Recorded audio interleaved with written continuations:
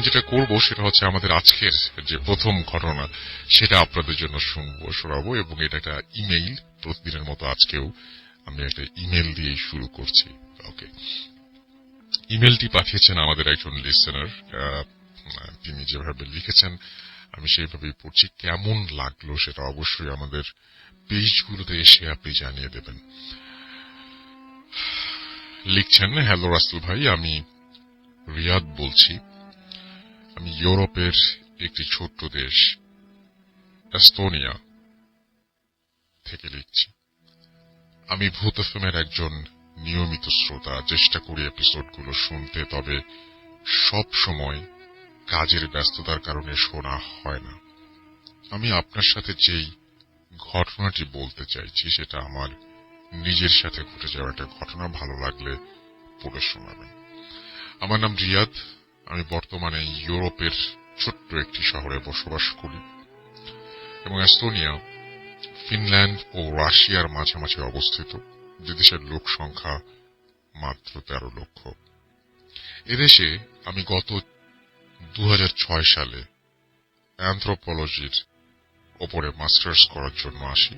বর্তমানে আমি এখানকার একটা শহর যেটার নাম হচ্ছে তালিন, সেখানে বসবাস করছি। আমার লেখাপড়ার বিষয়বস্তু এটার কারণেই আমাকে প্রায় সময় বিভিন্ন প্রত্নতাত্ত্বিক বিষয় নিয়ে রিসার্চ করতে হয়।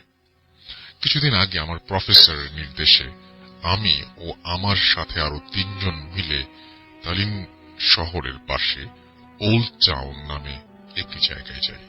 বলে রাখা ভালো যে এই ওল্ড টাউন জায়গাটি আমাদের পুরান ঢাকার মতন, তবে এখানে খুব কম মানুষ বসবাস করে। বেশিরভাগ বাড়িগুলোই ফাঁকা, এবং দেখতে সবগুলো বাড়ি একই রকমের। বাড়িগুলোর পাশে বেশ কিছু পুরনো স্থাপনা। দিনের বেলায় দর্শনার্থীরা ভিড় জমায় এই স্থাপনাগুলো দেখার জন্য, আর দ্বিতীয় বিশ্বযুদ্ধের সময়কালের অনেক জিনিসপত্র এখানে এই শহরে পাওয়া যায়। সেদিন আমি ও আমার সাথে 3 জন মিলে আমরা একটি পুরনো স্থাপনার মাঝে প্রবেশ করি। যদিও এর আগে অনেকবার অন্য স্থাপনায় গিয়েছিলাম, কিন্তু গবেষণা করেছি, তবে এটা ছিল সম্পূর্ণ ভিন্ন, এক অন্যরকম অভিজ্ঞতা। স্থাপনাটি ছিল 4 তলা বিশিষ্ট। স্থাপনার ভেতরে সূর্যের আলো প্রবেশের কোনো জায়গা নেই কোনো জানালা, একটি মাত্র সিঁড়ি, তাও আবার এতটাই সরু যে একজন মানুষের উঠতে কষ্ট হবে। স্থাপনার আরেকটি চমক হলো সিঁড়িটি শুধু ওপরের দিকে নয়, বরং মাটির গভীরেও চলে গেছে। মাটির নিচে রয়েছে আরো 2টি তলা। আমাদের প্রজেক্টটা ছিল মাটির নিচের তলার জিনিসপত্র তথ্য নির্ণয় করা। আমাদের 4 জন হাতে টর্চ নিয়ে কর্তৃপক্ষের অনুমতি সাপেক্ষে মাটির নিচতলায় সিঁড়ি বেয়ে চলে যাই। মাটির নিচে প্রথম তলায় কিছু পৌরাণিক জিনিসপত্র থাকলেও দ্বিতীয় তলায় কিছু চমকপ্রদ জিনিস ছিল। তার মধ্যে ছিল দ্বিতীয় বিশ্বযুদ্ধের সময়কার হামলা করা বোমার কিছু অংশ, মানুষের খুলি, কিছু ধাতব পাত্র ও ধাতবের তৈরি বড় বড় কলসির মতো।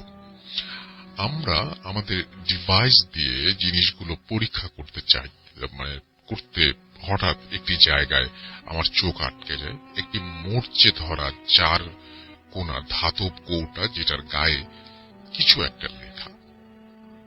যে লেখাটা কোনোভাবেই ওই মুহূর্তে লাইটের আলোয় পড়তে পারছিলাম না, কিন্তু কেন যেন আমার খুব আগ্রহ জন্মে সেই ধাতব কৌটাটির ওপর। হয়তো সেই ধাতব কৌটাটি অন্যান্য জিনিসগুলো থেকে কিছুটা ব্যতিক্রম ছিল, সেই কারণেই আমি ওই ধাতব কৌটাটি কর্তৃপক্ষের অনুমতি সাপেক্ষে ল্যাব টেস্ট করার জন্য আমার সাথে নিয়ে যাই, এবং ল্যাবে জমা দিয়ে আমি আমার বাসায় ফিরে আসি। সেদিন একটু রাত করেই ঘুমাই। ঘুমের মাঝে আমি একটি অদ্ভুত রকমের স্বপ্ন দেখতে পাই।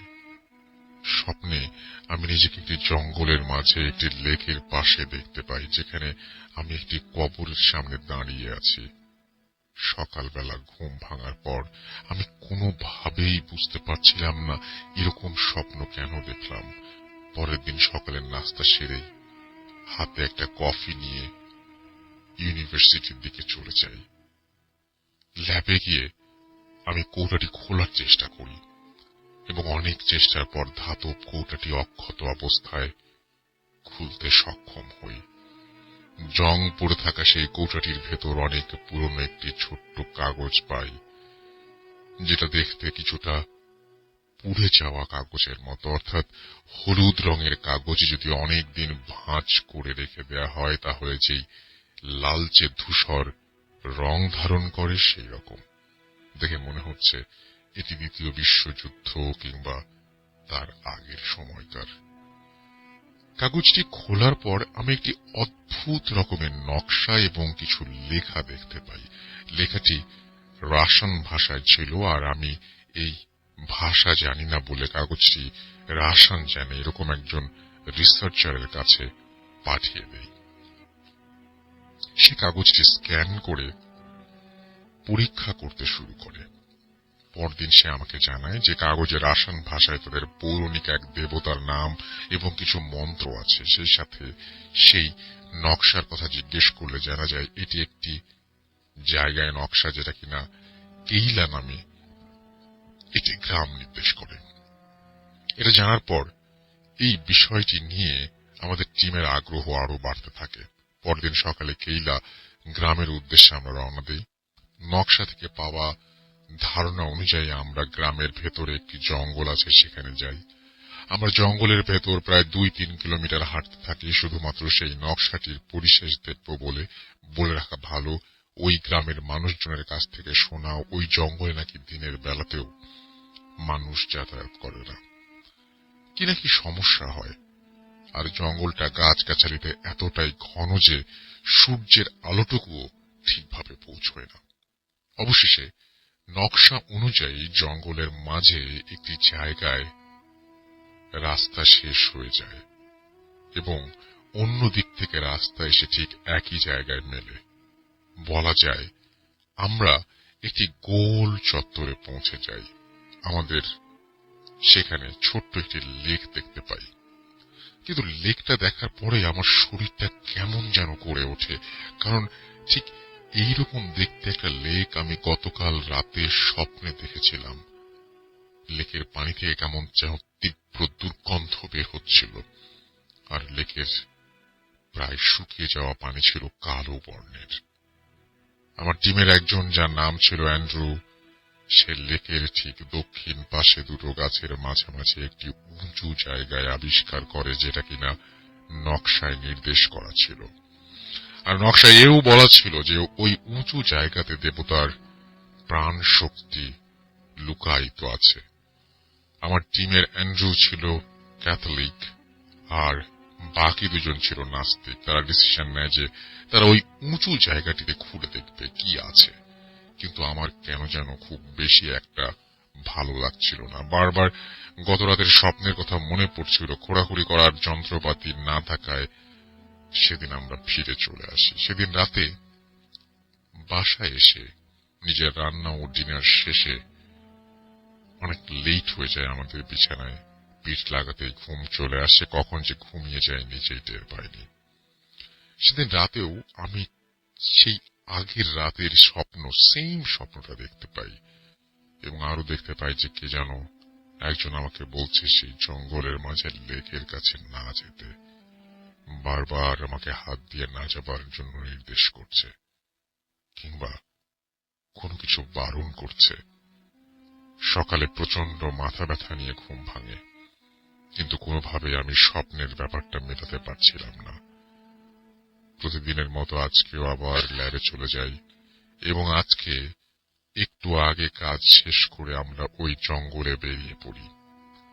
আমি আবার আমার গত 2 রাতের স্বপ্নের কথাটা কোনোভাবেই আমার টিমের কাউকে বলতে পারছিলাম না, কারণ তারা কেউ আমার কথা বিশ্বাস করবে না। আজকে কেন জানি আমার টিম মেম্বার অ্যান্ড্রু যেতে চাইছিল না, তবে সবার কথায় পরে সে যেতে রাজি হয়।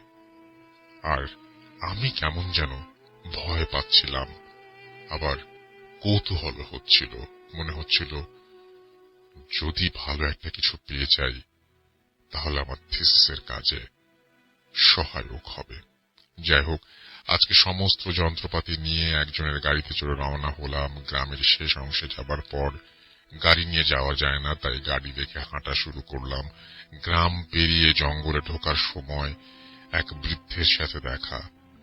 বৃদ্ধ দেখতে কিছুটা কুঁচো হয়ে গেছে, কিন্তু তার সবগুলো চুল দাড়ি পাকেনি, আধা পাকা টাইপের। সে তাদের ভাষায় জিজ্ঞাসা করলো যে কোথা থেকে এসেছি। আমরা আমাদের উত্তর না দেওয়ার আগেই সে বলল, তোমরা যেখানে যাচ্ছ সেখানে যেও না, হয়তো আর ফিরতে পারবে না। কথাটি আমার মনে দাগ কাটলো। আমার সাথে থাকা অ্যান্ড্রু কিছুটা চমকে গেল। বৃদ্ধ আরো বলল, 5টি নাবালক শিশুকে জ্যান্ত পুঁতে ভুডো থেকে আরো শক্তিশালী করে রাখা হয়েছে। বলে রাখা ভালো, ভুডো একটি প্রাচীন রোমান শয়তান দেবতার নাম। আমরা ওই বৃদ্ধ কিছু বলার আগেই সে তার মতো চলে যায়। আমরা আমাদের মতো সেই নির্দিষ্ট লেকের পাশে গিয়ে আমাদের যন্ত্রপাতি নিয়ে দাঁড়ালাম। আজকে কেমন যেন লেকের পানি আরো বেশি দুর্গন্ধ আসছিল, আর সূর্যের আলো কম থাকায় কেমন যেন একটা অন্ধকারাচ্ছন্ন লাগছিল সবকিছু। খেয়াল করলাম চারপাশে খুব নিস্তব্ধ, এমনকি পাখির ডাকও শোনা যাচ্ছিল না। খুব স্তব্ধতা বিরাজ করছে ওই জায়গাটার চারপাশে। যাই হোক, আমরা আমাদের কাজ শুরু করে দিলাম। যেহেতু জায়গাটা জঙ্গলে, কারো ব্যক্তিগত প্রপার্টি নয়, তাই মাটি খোঁড়ার জন্য কোনো অনুমতি নেওয়ার প্রয়োজন হয়নি। মাটি খোঁড়ার আগে আমরা আবারও সেই নকশার কপিটা বের করে জায়গাটি ঠিক করে নিয়েছি, নিশ্চিত হয়ে নিয়েছিলাম। তারপর আমরা 4 জনই মাটি খোঁড়া শুরু করলাম। প্রায় ঘন্টাখানেক মাটি খোঁড়ার পর সবাই ক্লান্ত হয়ে পড়ি। ছোট একটা বিরতি নিয়ে আবার কাজ শুরু করব বলে আমরা সিগারেট ধরাই। চারপাশের স্তব্ধতা আমাদের কেমন যেন শিহরণ দিচ্ছিল। এর আগেই এইরকম প্রত্নতাত্ত্বিক জিনিস নিয়ে কাজ করেছি, কিন্তু এবারেরটার মতো আগে কখনো এমন থ্রিল অনুভব করিনি। বারবার মনে হচ্ছিল মাটি খোঁড়ার কাজ আমাদের না, আর তাছাড়া প্রফেসর জানলে আমাদের জন্য সমস্যা হয়ে দাঁড়াবে। যাই হোক, সিগারেট শেষ করে আমরা আবার কাজে ফিরলাম। তবে এবার যা দেখলাম তা ছিল আমাদের জন্য অবিশ্বাস্য। মাটি খোঁড়ার আগে উঁচু জায়গাটি যেমন ছিল এখনো তেমনি আছে, একটা খোঁড়ার দাগও নেই।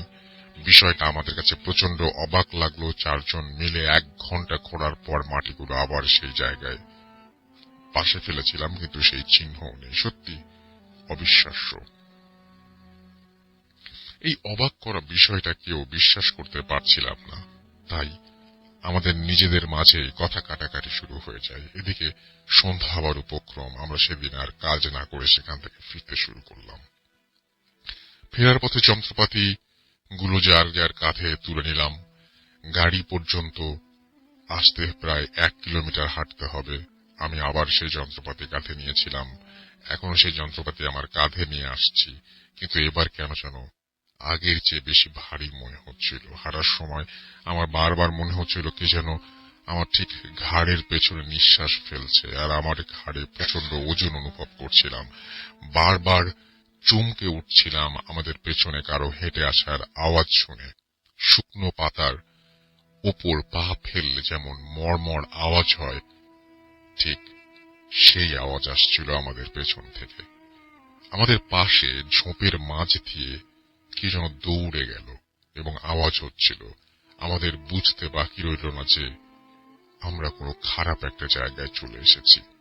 এসব থেকে পরিত্রাণ পাওয়ার জন্য আমরা খুব দ্রুত পা চালালাম, কিন্তু যেখানে 1 কিলোমিটার পথ হবার কথা 15-20 মিনিটে সেখানে 1 ঘন্টা হাঁটার পরেও আমরা গাড়ির কাছে পৌঁছাতে পারলাম না। আমরা 4 জনই প্রচন্ড ঘামছিলাম। গাড়ি স্টার্ট দিয়ে আমাদের টিম মেম্বার প্যাট্রিক এক টানে গাড়ির স্পিড বাড়িয়ে দিল। তখন আমরা জঙ্গল পেরিয়ে গভীর গ্রামে, যেই দেশে মোট 13 লাখ মানুষ বাস করে সেই দেশের একটি অজপাড়াকা গ্রামে কজনই বা বাস করতে পারে সেটা খুব সহজেই অনুমান করা যায়। আমাদের গাড়ি থেকে আমরা আশেপাশে কোনো বাড়ি দেখতে পাচ্ছিলাম না। অনেক দূরে উঁচু গির্জা ছাড়া আর কিছুই চোখে পড়ছিল না। কেমন যেন গাড়িটা খুব ভারী হয়ে গিয়েছিল। গাড়ির স্পিড কোনোভাবেই বাড়ছিল না। মনে হচ্ছিল একটা কিছু গাড়িটাকে পেছন থেকে টেনে ধরেছে। মোটামুটি বেশ কিছুক্ষণ পর আমরা শহরে প্রবেশ করি। সেদিন রাতে আমি এক মুহূর্তের জন্য ঘুমোতে পারিনি। বারবার সেই স্বপ্ন আর স্বপ্নের সাথে মিলে যাওয়া জায়গাটির কথা মনে পড়ছিল। পরদিন সকালে জানতে পারি আমাদের সাথে থাকা আর একজন টিম মেম্বার টেরেন্স গত রাতে সিঁড়ি থেকে পড়ে পা ভেঙেছে, আর অ্যান্ড্রু প্রচন্ড জ্বর। প্যাট্রিকের সাথে কথা বলার পর জানতে পারলাম যে প্যাট্রিক নাকি সেদিন জঙ্গল থেকে ফেরার পথে এক অদ্ভুত রকমের জিনিস দেখে, যেটা কিনা সারা গায়ে ছোপ ছোপ দাগ, মুখটা কিছুটা ঘোড়ার মতো, আর হামাগুড়ি দিয়ে সেই উঁচু জায়গা থেকে পেছন পেছন আসছিল। অ্যান্ড্রু সুস্থ হবার পর ওর কাছ থেকে জানতে পারি আমি যেই স্বপ্ন দেখছিলাম ও নাকি সেম স্বপ্ন দেখেছিল, কিন্তু লজ্জায় কাউকে কিছু বলতে পারেনি। তখন বুঝতে পারি কেন অ্যান্ড্রু সেদিন যেতে চাইছিল না। কিন্তু দুজন একই রকম স্বপ্ন দেখা আবার বাস্তবে সেটার সাথে মিল পাওয়া সবকিছুই কি কাকতালীয়? আর প্যাট্রিকের বর্ণনা দেওয়া সে অদ্ভুত জিনিসটির ব্যাখ্যা, এগুলো সবই কি মিথ্যা? পরে আমরা স্থানীয় লোকজনদের কাছে জানতে পারি দ্বিতীয় বিশ্বযুদ্ধের সময় অনেক লাশ ওই জঙ্গলের মাঝের লেকে ফেলা হয়েছিল, আর তারও আগে লেকের ওপর উঁচু জায়গাটাতে কজন মহিলা 5টি বাচ্চাকে জ্যান্ত পুঁতে ফেলেছিল তাদের বুড়ো নামের দেবতাকে সন্তুষ্ট করার জন্য। আর তারপর থেকেই ওই জায়গাটি অভিশপ্ত জায়গা হিসেবে পরিচিত আর পরিত্যক্ত ঘোষণা করা হয়। আমরা এখনো যখন সেই দিনটির কথা ভাবি তখনই আমাদের সেই রহস্যের হাতছানি দেয়। আমি এখনো আমার স্বপ্ন আর বাস্তবতার কোনো ব্যাখ্যা, কোনো সুরাহা পাইনি। এই ছিল ঘটনা, এবং আশা করছি যে এই ঘটনাটি আপনাদের ভালো লেগেছে, এবং ভালো লাগলে অবশ্যই আমাদের জানাবেন। ইয়েস, বিশ্বাস করা বা না করাটা আপনার ব্যাপার। You are listening to radio ফুরতেরেট এফএম। আমাদের সঙ্গে আছেন আহমেদ বাবু এই মুহূর্তে, এবং আমরা কোনো কথা না বাড়িয়ে সরাসরি চলে যাব তার কাছে তার ঘটনা শোনার জন্য। আপনারা সবাই অধীর আগ্রহে বসে আছেন, আমি জানি, আমিও অধীর আগ্রহে বসে আছি। চলুন সরাসরি চলে যাই তার কাছে। জি বাবু, আসসালামু আলাইকুম। ওয়ালাইকুম আসসালাম রাসূল ভাই। আমি কাহিনীতে চলে যাব সরাসরি। আর এই কাহিনীটা আমাকে বলেছে হচ্ছে সুনীল, ওর দাদার আমলের কাহিনী। সম্ভবত এটা যখন নাকি আপনার দেশ বিভাগের আগে একদম ভারতবর্ষ ছিল সে সময়কার কাহিনী। তো এই কাহিনীটা হচ্ছে যে একটা জমিদার বাড়ি, এটা হচ্ছে ময়মনসিং এর এদিকে ছিল আর কি, ময়মনসিং এর দিকটাতে। তো তখন ভারতবর্ষ আর কি বড়, এবং যে কাহিনী বলেছে তার দাদা সে সময় ওই তাদের জমিদারি প্রথাটা উঠে যাচ্ছে আর কি, তখন উঠে গেছে এবং সম্পত্তি ভাগ হয়েছে। তো এরকম সময় তার দাদা শহরে ছিল আর কি, কলকাতায় ছিল। তার দাদার ডাক পড়ে আর কি, যে বলে যে তোমার সম্পত্তির এটা ভাগাভাগি করে তুমি তোমার যা যা আসে সেগুলো নিয়ে যাও আর কি। তোর ফ্যামিলিতে দুঃসম্পর্কের কিছু আত্মীয় ছিল, এবং ওর দাদা ছিল আর কি সেখানে, সেই ইসে আর কি। তো শুনলে দাদা যখন নাকি ময়মনসিং এ আসে, তার কলকাতার জব ছেড়ে, চাকরি ছেড়ে, তিনি চাকরি করতেন আর কি। তো সে সময়টা আর কি ওই জায়গাটা আর কি বেশ পাহাড়ি টাইপের ছিল, মানে খুব বেশি মানে একটু জঙ্গল ঘেরা, পাহাড় টাহাড় আছে, এবং মানে বেশ বন্য পরিবেশ আর কি। এর মধ্যেই তার পূর্বপুরুষদের জমিদারি ছিল, এবং তারা ছিলেন বেশ অত্যাচারী টাইপের আর কি, অত্যাচারী টাইপের। এবং পরবর্তীতে আর কি তারা মানে যারা যিনি লাস্ট চলে যান আর কি, এবং তার হিসাবটা করে যান, যে তিনিও আর কি বেশ মানুষের রোষানলেই পড়েন আর কি, এরকম একটা অবস্থা ছিল। এবং ও অতীতে কিছু তাদের ফ্যামিলির কিছু মানুষকে মানুষ মেরেও ফেলছে, এরকম কিছু।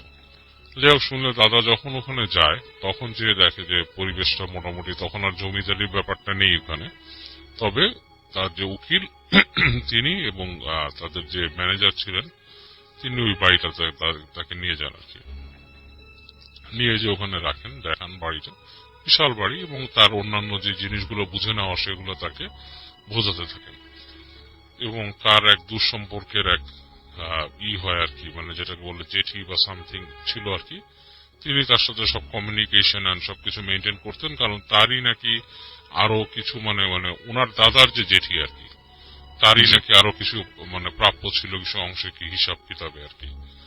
যাই হোক, তো ওনার সাথে ওনার কথাবার্তা বলা লাগে সব ব্যাপারে। তো উনি ওখানে যাওয়ার পরে বেশ কিছুদিন কেটে যাওয়ার পরে ওনার যে বন্ধু, মানে ওর দাদার বন্ধু, শুনলে দাদার বন্ধু একটা চিঠি পায় ওর দাদার কাছ থেকে যে সে অসুস্থ আর কি। শুনলে দাদা যে সে অসুস্থ ছিল, জি বেশ অসুস্থ হয়ে গেছে হঠাৎ করে। অসুস্থতার লক্ষণটা হচ্ছে সে লিখছে তাকে চিঠিতে যে সে হঠাৎ করে জ্বালা পোড়া হয় তার, এবং তখন সে জ্বালা পোড়াটা এতটুকু হয়, শারীরিক জ্বালা পোড়া, সে কিছুই করতে পারে না, সে আপনার সব তার জ্ঞান হারিয়ে যায় আর কি, সে নিজের জ্ঞান থেকে বেরিয়ে যায়। জি সে তার দাদার বন্ধুকে অনুরোধ করে তাকে ওখানে আসতে আর কি। দাদার যে ফ্রেন্ডটা থাকে সে খুব ক্লোজ একটা ফ্রেন্ড, এবং তার সাথে অনেক কিছু শেয়ার করে, খুব ক্লোজ ফ্রেন্ড। তো সে তখন ওখান থেকে ইংল্যান্ডে যাওয়ার জন্য রেডি হচ্ছিল আর কি, বিদেশে যাবে পড়তে সেই সময়। তো সেই সময় অনেকে আইন বিষয়ে পড়াশোনা করতে যেত আর কি এরকম। তো যাই হোক, তো বন্ধু যখন নাকি চিঠি পায়, চিঠি পেয়ে তখন চিন্তা ভাবনা করে সে চলে আসে এদিকে বিভিন্ন ভাবে আর কি। তার আসার বর্ণনা নাই দিলাম, বা আসার বর্ণনা দিছিল, বাট সেটা আমি নাই দিলাম। জি তো বিভিন্ন ভাবে চলে আসে। আসার পরে সে যে তার বন্ধুর সাথে দেখে, বন্ধুকে দেখতে পায় যে সে একটা রুমে শুয়ে আছে, বেশ আগের থেকে বেশ শুকায় টুকায় গেছে, চোখের নিচে কালি পড়ছে। তো বলে, কি রে তুই এখানে আসলি, তোর মানে আরো সম্পদ পাবি, এটা সেটা কিছু ভালো কিছুর জন্য আসছিস, তোর এই অবস্থা কেন, তুই এখানে বিছানায় পড়ে গেলি? তো বলে যে ফ্রেন্ড, আসলে জিনিসটা হচ্ছে অন্যরকম। আমি এখানে আসার পর থেকে যে জিনিসটা আমি দেখি, প্রথম দিকে আমি যেটা দেখতাম সেটা হচ্ছে রাত্রেবেলা আমাকে কেউ ডাকতো রুমের বাইরে। মানে রাত হয়ে গেলে যখন সবাই ঘুমায় যেত, ঘর বাড়ি অন্ধকার, তখন মনে হতো কেউ আমাকে ডাকতেছে নাম ধরে। নাম ধরে যখন ডাকতো, তা আমি আস্তে আস্তে প্রথম, মানে সে তার কাহিনী বলতেছে যে প্রথম যখন আমাকে নাম ধরে কেউ ডাকে, তখন আমি মনে করছি যে এই বাড়িতে আর কেউ আছে যে নাকি বয়সে বড় এবং নারী কণ্ঠ আর কি। তো আমার জেঠি বা জেঠির কোন পরিচিত কেউ, কিন্তু ডাকটা এমন ভাবে দেবে কেন, ডাকটা একটু বিকৃত টাইপের, লাইক মানে মানুষ স্বাভাবিক গলায় ডাকে যেরকম সেরকম না, সেরকম করে দরজায় একটা নক হতো এবং তাকে ডাক দিত। তো সে প্রথম দিনই ওখানে উঠে বলে যে কি ব্যাপার, কে, কোনো রেসপন্স পায় না। গেট খুলে বাইরে যায়, করিডোর দিয়ে নেমে যায় তাদের যে সিঁড়ি থাকে, সিঁড়ি দিয়ে হেঁটে নামে নিচে। নামার পর নিচতলাতেও দেখে কোনো শব্দ নেই, হুটহাট, মানে চারিদিক কেমন মানে আপনার শুনশান নীরবতা, এবং মানে পুরো বাড়িটা মনে হচ্ছে খা খা করছে, কেউ নাই। তো প্রথম দিন এরকম সে দেখে উঠে আসে। এরপরে সে শব্দ শুনতে পায় তার জানলার নিচে, মনে হচ্ছে মানুষজন কথা বলছে। তো সে আপনার জানালার পর্দা সরায় নিচে উকি দেয়, উকি দিয়ে দেখে যে কিছু মানুষ মনে হচ্ছে যে আপনার ওখানে জটলা করছে। তো সে এটা দেখে, বাট কিউরিয়াসিটি মানে খুব একটা ফিল করে না। জি চিন্তা করে যে এখানে এখন কি করব, নিচে কে আলোচনা করতেছে কি করতেছে, আমি তো এখানে ইউজ টু না। তো যেটার থেকে সে প্রথম অসুস্থ হয় সেটা হচ্ছে, সে একদিন শুনতে পায় তার জেঠি, যে তার যে জেঠি তাকে ডাকছে জি বাইরে এসে, এবং 2-3 বার করে ডাকছে। এবং ডাকার পরে সে ওই ডাকে সাড়া দেয়, সাড়া দিয়ে আপনার আস্তে করে গেটের বাইরে আসে। এসে দেখে জেঠি ঠিক ওই গেটে না, বেশ দূরে দাঁড়িয়ে আছে। জি ওনার হাতে একটা লণ্ঠনের মতো উনি দাঁড়িয়ে আছে, ওনাকে আস্তে আস্তে ডাকে হাত দিয়ে, মানে কোনো কিছু দেখাবে এরকম কিছু। তো উনি পিছে পিছে যায়, যে সিঁড়ি দিয়ে নামে। সিঁড়ি দিয়ে নামার পর ওনাকে হেঁটে ওখানকার একটা দরজা আছে, সেই দরজাটা খুলে ভিতরে ডাকে। তো উনি দরজা খুলে ভিতরে যায়, দেখে সিঁড়ি নেমে গেছে, নিচের দিকে সিঁড়ি নেমে গেছে, এবং বেশ একটা মানে ইসের মতো করিডোর টাইপের সিঁড়ি, এবং ওই নিচে যে জেঠি দাঁড়িয়ে আছে লণ্ঠন নিয়ে, সেটার আলো জি। মানে কেঁপে কেঁপে আসছে উপরে, বেশ মানে একটা হরিবল একটা জিনিস। তো উনি তারপর কিছু চিন্তা করে উনি পেছনে পেছনে যায়।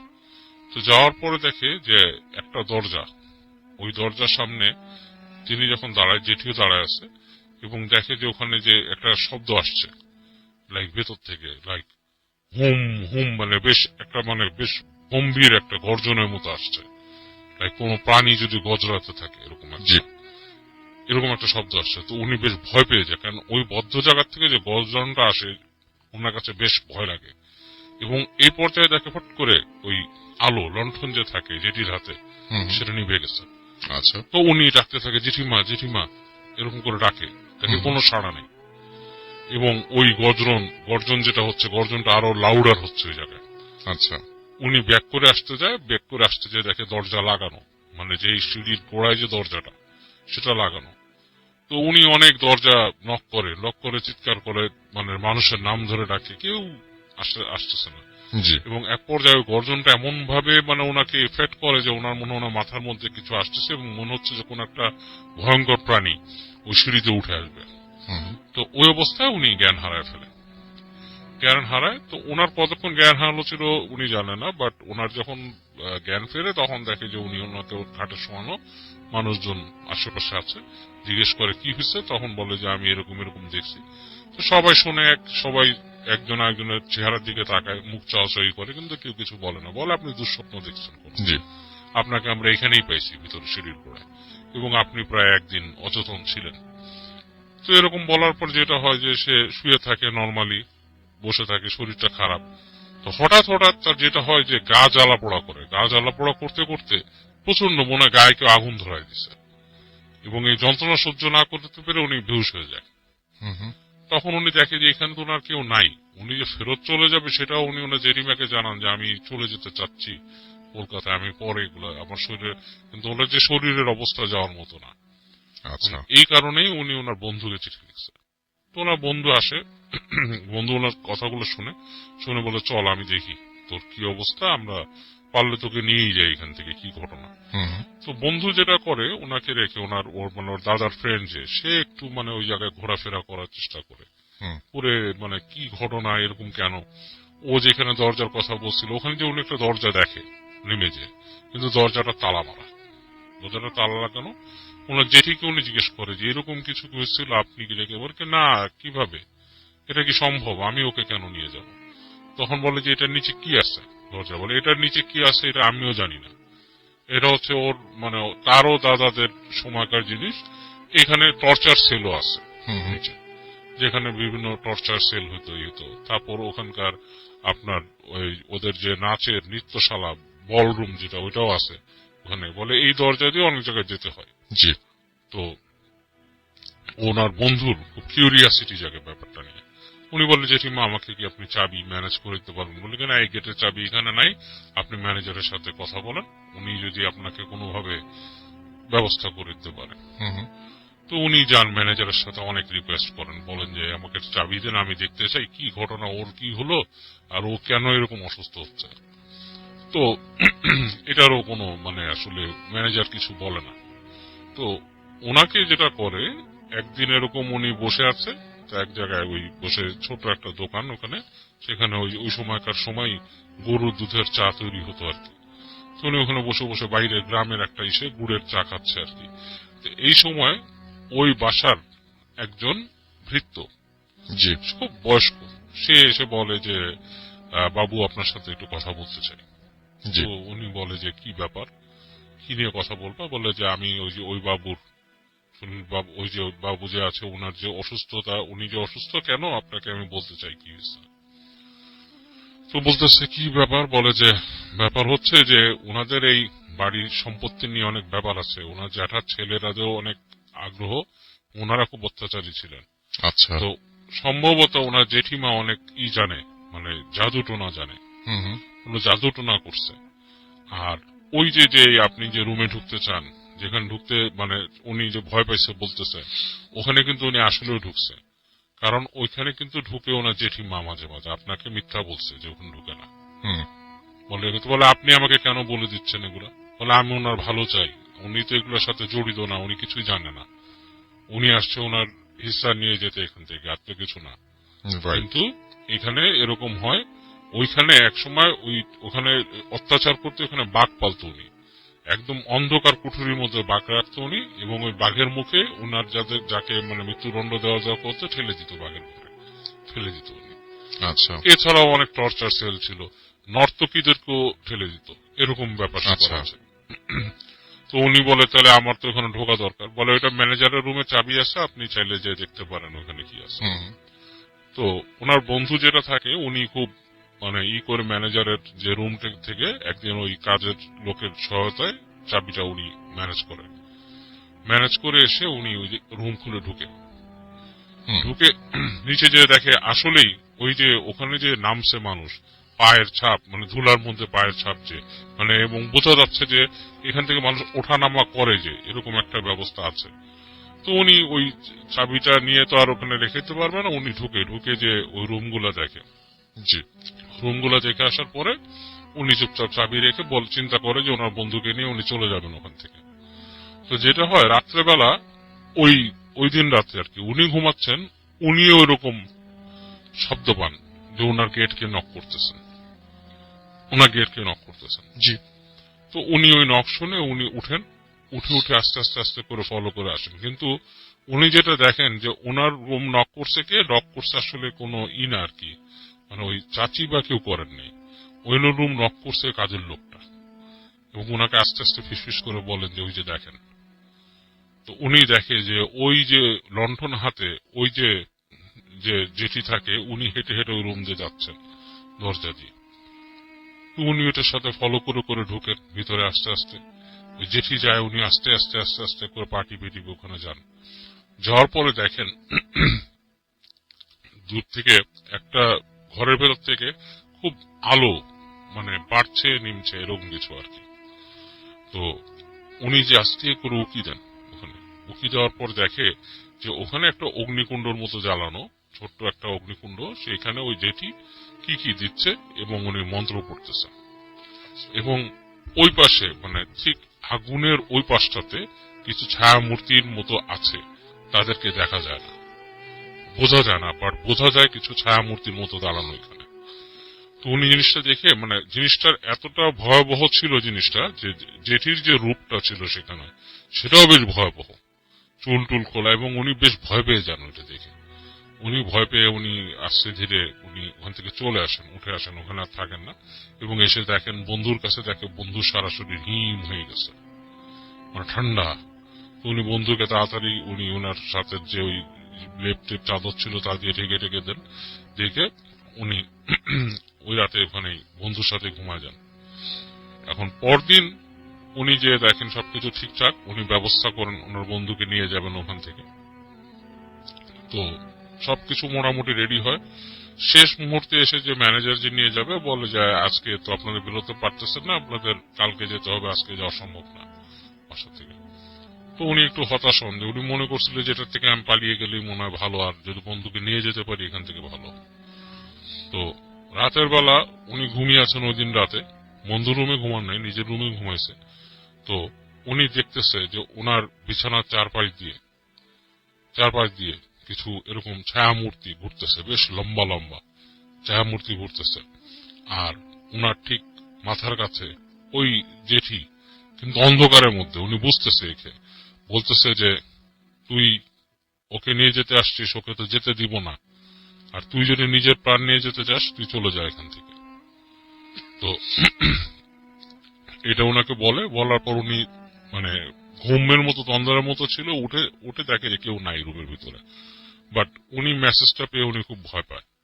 তো উনি ইসের সাথে কথা বলে পরদিন সকালে উঠে ওই যে ভৃত্যটা ছিল তার সাথে তাকে খুঁজে বের করে তাকে কথা বলে যে তুমি আমাকে কি কোনো ব্যবস্থা করে দিতে পারবে এখান থেকে চলে যাওয়ার জন্য। সে বলে আমি আপনাদের চলে যেতে দিতে পারবো, কিন্তু একটা ব্যবস্থা করতে পারবো, কিন্তু আমাকে কিন্তু এটার জন্য ক্ষতি হবে। তো বলে যে আপনার ক্ষতি হবে, কিন্তু আমাদেরকে বের করে দেন, আমরা তো এখানে সমস্যায় পড়ব। এটা বলার পরে ওই লোক ওনাদেরকে মানে ওই একটা পথ বলে যে এদিক থেকে এরকম সকালবেলা বের হয়ে দিকে চলে যাবেন, এদিক থেকে চলে গেলে মানে আপনারা মোটামুটি সমস্যা থেকে বের হয়ে যাবেন। কিন্তু এই পথটা সোজাসুজি এদিক দিয়ে যায় নাই, এটা গ্রামের ভেতর দিয়ে ঘুরে ঘুরে গেছে। তো উনি ওদিক থেকে বের হন সকালবেলা, ওইরকম কথা বন্ধু কাউকে চোখে মানে কাউকে যখন কেউ দেখে না এরকম সময় বের হয়ে যায় বন্ধুকে নিয়ে। তো যেতে যেতে যেতে রাস্তার মধ্যে তখন একটা সময় বিকালের মতো হয়ে যায় আর কি, বিকালের মতো হয়ে যায়। তো তখন উনি আবার ভয় পায় যে যদি কোনো ক্ষতি হয় বা কিছু। এর মধ্যে ওনার বন্ধু অনেকবার বলছে তার গা জ্বালা পোড়া করতেছে, অনেক কিছু এরকম হচ্ছে। তো উনি ঘুরতে ঘুরতে ঘুরতে উনি মানে দিশা পায় না কি করবে, আশেপাশে কোথাও যাওয়ার মতো জায়গা নেই। তো ওখানে কাছে দেখে যে ওখানে যে একটা গ্রামের মধ্যে ছোট্ট একটা টিনের ঘরের মতো একটা মসজিদের মতো করে রাখছে। তো ওইখানে দেখে যে খুঁজে দেখে তাকায় দেখে যে ওইখানে একজন মৌলানা সাহেব আছেন। তো উনি যে তাকে বলেন যে আমাদেরকে একটু হেল্প করেন, আমরা আপনার ধর্মের না, কিন্তু আমাকে একটু হেল্প করেন। কি বলে যে এরকম আমার বন্ধু এরকম সমস্যায় পড়ছে, সে মানে উনি বলেন না কোন জমিদার বাড়ি বা কি, এটা বলেন না, বলে যে এরকম সমস্যায় পড়ছে, তাকে এরকম মনে হয় কালো জাদু করা হয় এই সেই। তো মৌলানা সাহেব বলে অবশ্যই, বলে আপনি কি আমার সাহায্য করবেন? তো বলে যে হ্যাঁ অবশ্যই করব, কেন করব না। কারণ তাদের ওই সময় আরো ব্যাপারটা আরো কঠিন ছিল, মানে তাদের মানে ধর্মীয় ব্যাপারটা এতটা ছিল, মানে এক একজনের বিলিফটা কেউ কারো কাছে আর কি খুব যেতে চাইতো না আর কি। তো মৌলানা সাহেব বলে অবশ্যই করবো, আপনি আপনার বন্ধুকে বসান। উনি নিয়ে এক জায়গায় বন্ধুকে বসায়, বসানোর পরে উনি তার বন্ধুকে একটা পানি নিয়ে আসেন, একটা এরকম মটকির মধ্যে পানি নিয়ে আসেন। বলে যে এটা হচ্ছে বড়ই পাতার পানি, বড়ই পাতা ভিজানো, এটা হচ্ছে সবচেয়ে পবিত্র পানি হয়, বড়ই পাতা ভিজায় যে পানিটা হয় সেটা হচ্ছে পবিত্র পানি। তো বড়ই পাতার গুণ অনেক, তো এটা দিয়ে তাকে আপনি গোসল করান, আপনার বন্ধুকে গোসল করান। তো এটা দিয়ে ওইদিকে উনি কিন্তু পুরো নেতায় গেছে বন্ধুরা, ওই যে ঈশের দাদা। তো ওনাকে ওইটাতে গোসল করায়, গোসল করানোর পরে মৌলানা সাহেব ওনাকে ঝাড়া শুরু করে এবং ওই প্রত্যেকটা ঝাড়ার সময় উনি চিৎকার চেঁচামেচি করতে থাকেন। তো এক সময় তার মুখ দিয়ে কথা বের হয় যে তার উপরে একটা জিন চালান করে দিছিল পজ করে, এবং ওই জিন তাকে আস্তে আস্তে মেরে ফেলার ইসে ছিল। তো মৌলানা সাহেব অনেক কামেল ছিলেন, উনি করে জিনকে সরায় দেন এবং তার শর্তেই থাকে, বলে যে তুমি একজন মানুষ, সে যেটাই হোক সে মানুষ, তুমি তাকে ক্ষতি করতে পারবে না। হ্যাঁ, সে বিশ্বাসী মানুষ, সে সৃষ্টিকর্তা থেকে বিশ্বাস করে, অনেক কিছু বলে তারপর থেকে সরায় দেয়। এবং তাকে বলেন যখন জিনিসটা শেষ হয়, ওনার প্রসিজার শেষ হয়ে যায়, তখন বন্ধুকে বলেন যে আপনি জানেন আপনি কতটুকু বিশ্বাস করবেন, আমি আপনাকে তো আপনার অন্য ধর্মের মানুষ, আপনাকে আমি বলতে পারি না যে দোয়া পড়েন বা এটা সেটা, বাট আপনাকে আমি পানি দিতে পারি, পানিটা আপনার বন্ধুকে খাওয়াবেন। আর অবশ্যই অবশ্যই আপনি সত্যির পথে থাকবেন, আপনার বন্ধু বিশ্বাসী, এটা আমি জানি, বুঝতে পারছি, তাকে দেখি সৃষ্টিকর্তাকে সে বিশ্বাস করে। এবং এই জিনিসটা সে আরো আলোচনা করুক, আরো চিন্তা ভাবনা করুক, সে যাতে এই দিকেই ফোকাস থাকে সব সময়। পানিটা খেতে বলবেন, এইভাবেই করবেন। তো খাওয়াই দিয়ে অনেক কষ্ট মৌলানা সাহেব ওনাদেরকে বলে দেয় কিভাবে নদী পার হয়ে যেতে হবে, ওখান থেকে কিভাবে চলে যেতে হবে। তো ট্রাই করে অনেক কষ্টের শেষে সে তাকে কলকাতায় নিয়ে আসে। তো কলকাতায় নিয়ে আসার পরে ওনার কিন্তু অনেক কমে যায়, ওনাকে পানি দিছে, ওই ধরনের প্রবলেম গুলো ওনার মধ্যে আর হয় না। এবং পরবর্তীতে উনি মানে অনেক আরো স্টাডি করার পরে উনি মানে ধর্মের প্রতি সম্পূর্ণ বিশ্বাস নিয়ে আসেন, বিশ্বাসী একজন ধার্মিক হয়ে যান।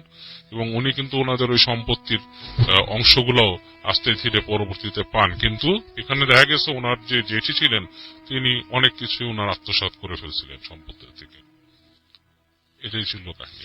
থ্যাংক ইউ সো মাচ বাবু ভাই আপনার ঘটনার জন্য। আমরা আবার আপনার কাছে ফিরে আসবো। আমরা এখন যেটা করবো সেটা হচ্ছে ঝটপট করে একটা বিরতি নিয়ে নিব এবং তারপরে আবারও ফিরে আসবো হাফেজ মাইনুদ্দিন ভাইয়ের কাছে। সেই পর্যন্ত আমাদের সঙ্গে থাকুন। ছোট্ট বিরতি।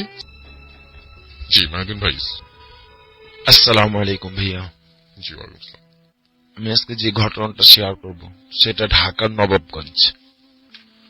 এই ঘটনাটা একটি ভবনকে নিয়ে। ভবনটা খুব ভয়াবহতরে। ভবনটি 7 তলা আমাদের এখানে, এবং পুরো ভবনটি সিসি ক্যামেরা দ্বারা নিয়ন্ত্রিত। সেইখান ভবনটির যেগুলো সমস্যা, বেশ 5-7 বছর ধরে এই ঘটনাটা চলতেছে এবং সমস্যাটা চলতেছে। সিকিউরিটি গার্ড নিয়ে সেই সিকিউরিটি গার্ড জব নেয়, কিন্তু 2-4 দিনের বেশি থাকতে পারে না, এবং যখন সে চলে যায় তখন বাড়িওয়ালাকেও কিছু বলে যায় না, এমনিতেই মানে কোনো কিছু না বলেই লুকিয়ে চলে যায়, পালিয়ে চলে যায়, কিচ্ছু বলে না।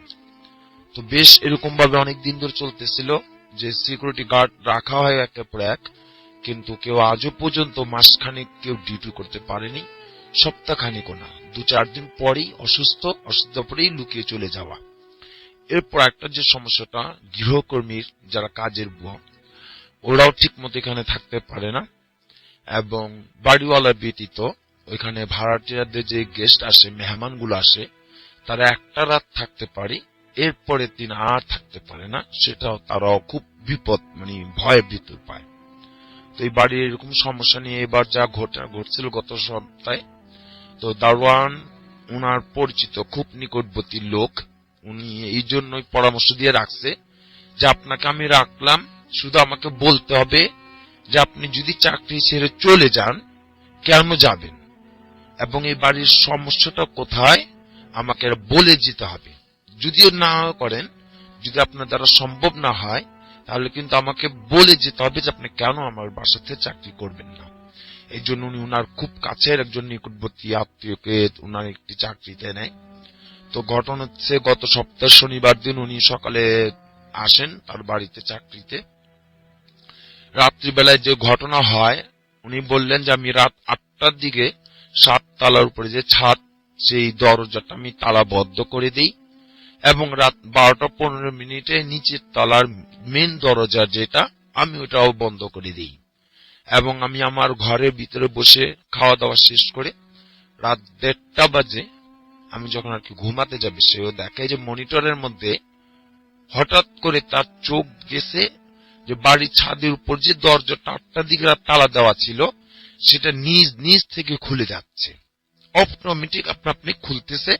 উনি তাকিয়ে রইল যে মনিটরটার দিকে, যে ছাদের গেটটা খুলতেছে কে, কিন্তু কোনো মানুষ সে দেখতেছে না, দরজাটা পুরো খুলে গেছে। উনি পরে ভাবলেন যে হয়তো মানুষ উঠে গেছিল, দরজা খুলে বন্ধ করা হয় নাই, তাহলে চাবি নিয়ে আমি যা বন্ধ করে দিয়ে আসে পড়ি। উনি হাতে চাবি নিলেন এবং উনি দরজা বন্ধ করতে যাবেন, ছাদের দরজাটা। উনি বললেন যে আমি যখন উপরে উঠতেছি দোতলা থেকে, আমার শরীরটা কেমন সিমসিম লাগতেছিল, মানে খুব ঠান্ডা ঠান্ডা আর ভয় লাগতেছিল, ফুলে যাচ্ছিল। তারপর আমি ভাবলাম যে না, দরজাটা কেউ হয়তো মানুষই খুলছে, অন্য কোনো কিছু না। তো উনি বললো যে আমি হাঁটতে হাঁটতে 5 তলা পর্যন্ত গেছি। এরপরই 5 তলাতে একটা ঘটনা যেটা হয়, উনার বলে যে 3 তলা থেকে আমাকে ডাক দেওয়া হয়েছে, সুলতান নিচে নেমে আয়, উপরে যাস না। তখন উনি বললো যে আমি যে উকি দিয়ে দেখলাম যে আমাকে কে ডাকলো, বাড়িওয়ালার যিনি বাবা ছিলেন উনি তো মারা গেছেন, কিন্তু ঠিক উনার মতো এইরকম 3 তলাতে আমি উকি দিয়ে দেখি বাড়িওয়ালার বাবা নিচে দাঁড়িয়ে, মানে নিচ থেকে নামতেছে, 3 তলা থেকে নিচের দিকে নামতেছে, আর আমাকে বলতেছে সুলতান নিচে নেমে আয়, উপরে যাস নে। তা আমি তো অদ্ভুত হলাম যে বাড়িওয়ালার বাবা তো নেই, উনি নিচে কেন? আমি খুব তাড়াহুড়ো করে, উনি বললো যে আমি খুব তাড়াহুড়ো করে নিচে যাচ্ছি, কিন্তু যাওয়ার সময় আর ওনাকে দেখি নেই। পরবর্তীতে উনি বললো যে আমি আমার রুমে আসলাম, আমি আমার ঘরে এসে বসে দাঁড়ালাম, কিন্তু আমি দেখতেছি যে এরকম যখন আমার রুমে এসে বসলাম, উপর থেকে 3-4 জন লোকের যে নিচে নামে আসতেছে খুব দ্রুত ভাবে, এই হাঁটার শব্দ আমি পাচ্ছি, এবং হই হুল্লোড় কিছু কথাবার্তার চিল্লাচিল্লি আওয়াজ পাচ্ছি। তা আমি ভাবলাম যে উপর থেকে আবার এখন কে আসতেছে। তো উনি নাকি উনার ঘরের রুমের দরজার সামনে দাঁড়ালো দেখার জন্য, যে আসলে তো আমার কাছে আসবে, যেহেতু দরজা আমারই খুলতে হবে। উনি অপেক্ষায় দাঁড়িয়ে থাকলো যে কে আসতেছে এরকম হুড়ুমুড়ি করে। উনি বলল যে ওই মুহূর্ত থেকে আমার পেছনে দাঁড়িয়ে সেই বাড়িওয়ালার বাবা আমাকে বলতেছে, সুলতান আমার মা বেঁচে নেই, আমার মা মারা গেছে। উনি এই কথা শোনার সাথে সাথে বললেন যে আমি সেখানে কিছুক্ষণ, মানে অল্প কিছুক্ষণের জন্য, ঘন্টাখানেকের জন্য আমি জ্ঞান হারিয়ে ফেলি, আমার জ্ঞান থাকে না। আবার আমি যখন উঠি তখন ফজরও এখনো হয়নি, 4টা 4:30 বাজবে। বলে আমি শুধু ওই কথাটা, যে আমাকে যখন দেখলাম যে দাঁড়িয়ে, সিঁড়ির থেকে নিচে কেউ আসতেছে, কথা বলতে বলতে অনেকগুলো 3-4 জন। আমি ওইখানে দাঁড়ানো, সে আমার পেছন থেকে তার ঠিক বাড়িওয়ালার বাবার মতোই দাঁড়িয়ে বলতেছে, সুলতান, আমার মা মারা গেছে। ওই কথা শোনার পরে আমি যখন আবার উঠলাম, ঠিক 4টা 4:30টার দিকে উনি বলতেছে ওই একই রকমই সিঁড়ির থেকে নামার লোক শব্দ, কিন্তু নামে না। উনি বলতেছেন নামে না, কিন্তু শব্দ আমি দেখতেই আছি যে হ্যাঁ এরকম হাঁটার শব্দ। পরবর্তীতে উনি এরকম উপরে যে দেখবেন যে কি ঘটনাটা, বলছেন আমি আর উঠতে পারিনি, আমি অসুস্থ হয়ে পড়ি। পরবর্তীতে যখন উনি খুবই গুরুত্বপূর্ণ অসুস্থ, মানে অবস্থা খুবই খারাপের দিকে ভয়, তখন আমিও সেখানে যাই। তো সেই বাড়িটা পুরো আমি দেখি, খেয়াল করি। পর সেইখানে একজন ভাড়াটিয়া ছিলেন 5তলার 6তলার উপরে, 6তলার উপরে ভাড়াটিয়া যে ছিলেন, খুব পুরাতন উনি। উনি আমার কাছে সেই কথাটা, দারোয়ানের কথাটা, এই বাড়ির কথাটা আমাকে শেয়ার করলো যে এই বাড়িতে 6তলার উপরে যে বাড়িওয়ালার বাবা মারা গেছে, তার মা থাকতো। বাড়িওয়ালার বাবা প্রথম মারা যায়, কিন্তু ওনার মা ওনার ছেলের কাছে এরকম থাকতো। কিন্তু ওনার কোনো সেবা, কোনো কিছুই খেদমত ছিল না, অবহেলিত ছিল তার। এবং সে যে সকালে ফজরের আগে উনি মারা যান, তাদের কোনো খবর ছিল না।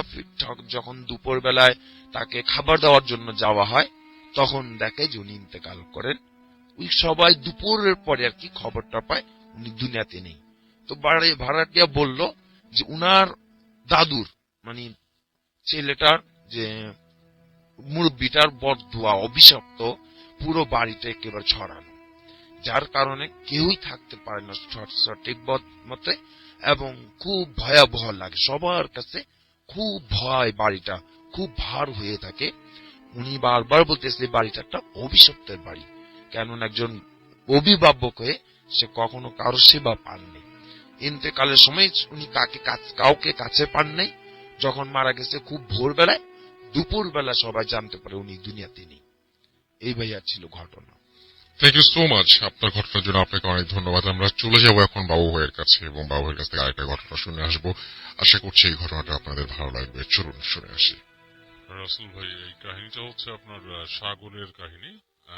এটা হচ্ছে মোহাম্মদপুরের একটা জায়গা, দ্যাট ইজ অ্যাকচুয়ালি মোহাম্মদপুরের একটা জায়গা, স্পেসিফিকলি বলার কিছু নেই।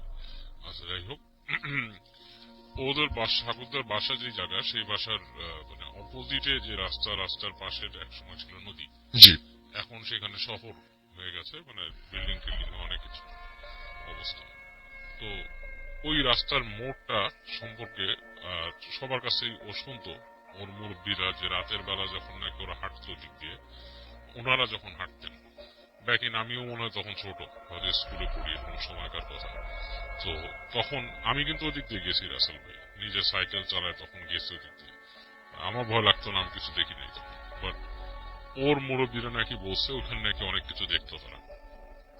দেখা জিনিসের মধ্যে অনেকে দেখছে যে মাথা ছাড়া মানুষ রাস্তা দিয়ে হাঁটতেছে, এরকম কিছু। তো সাগর ওখানে থাকে, তাদেরই বাড়ি।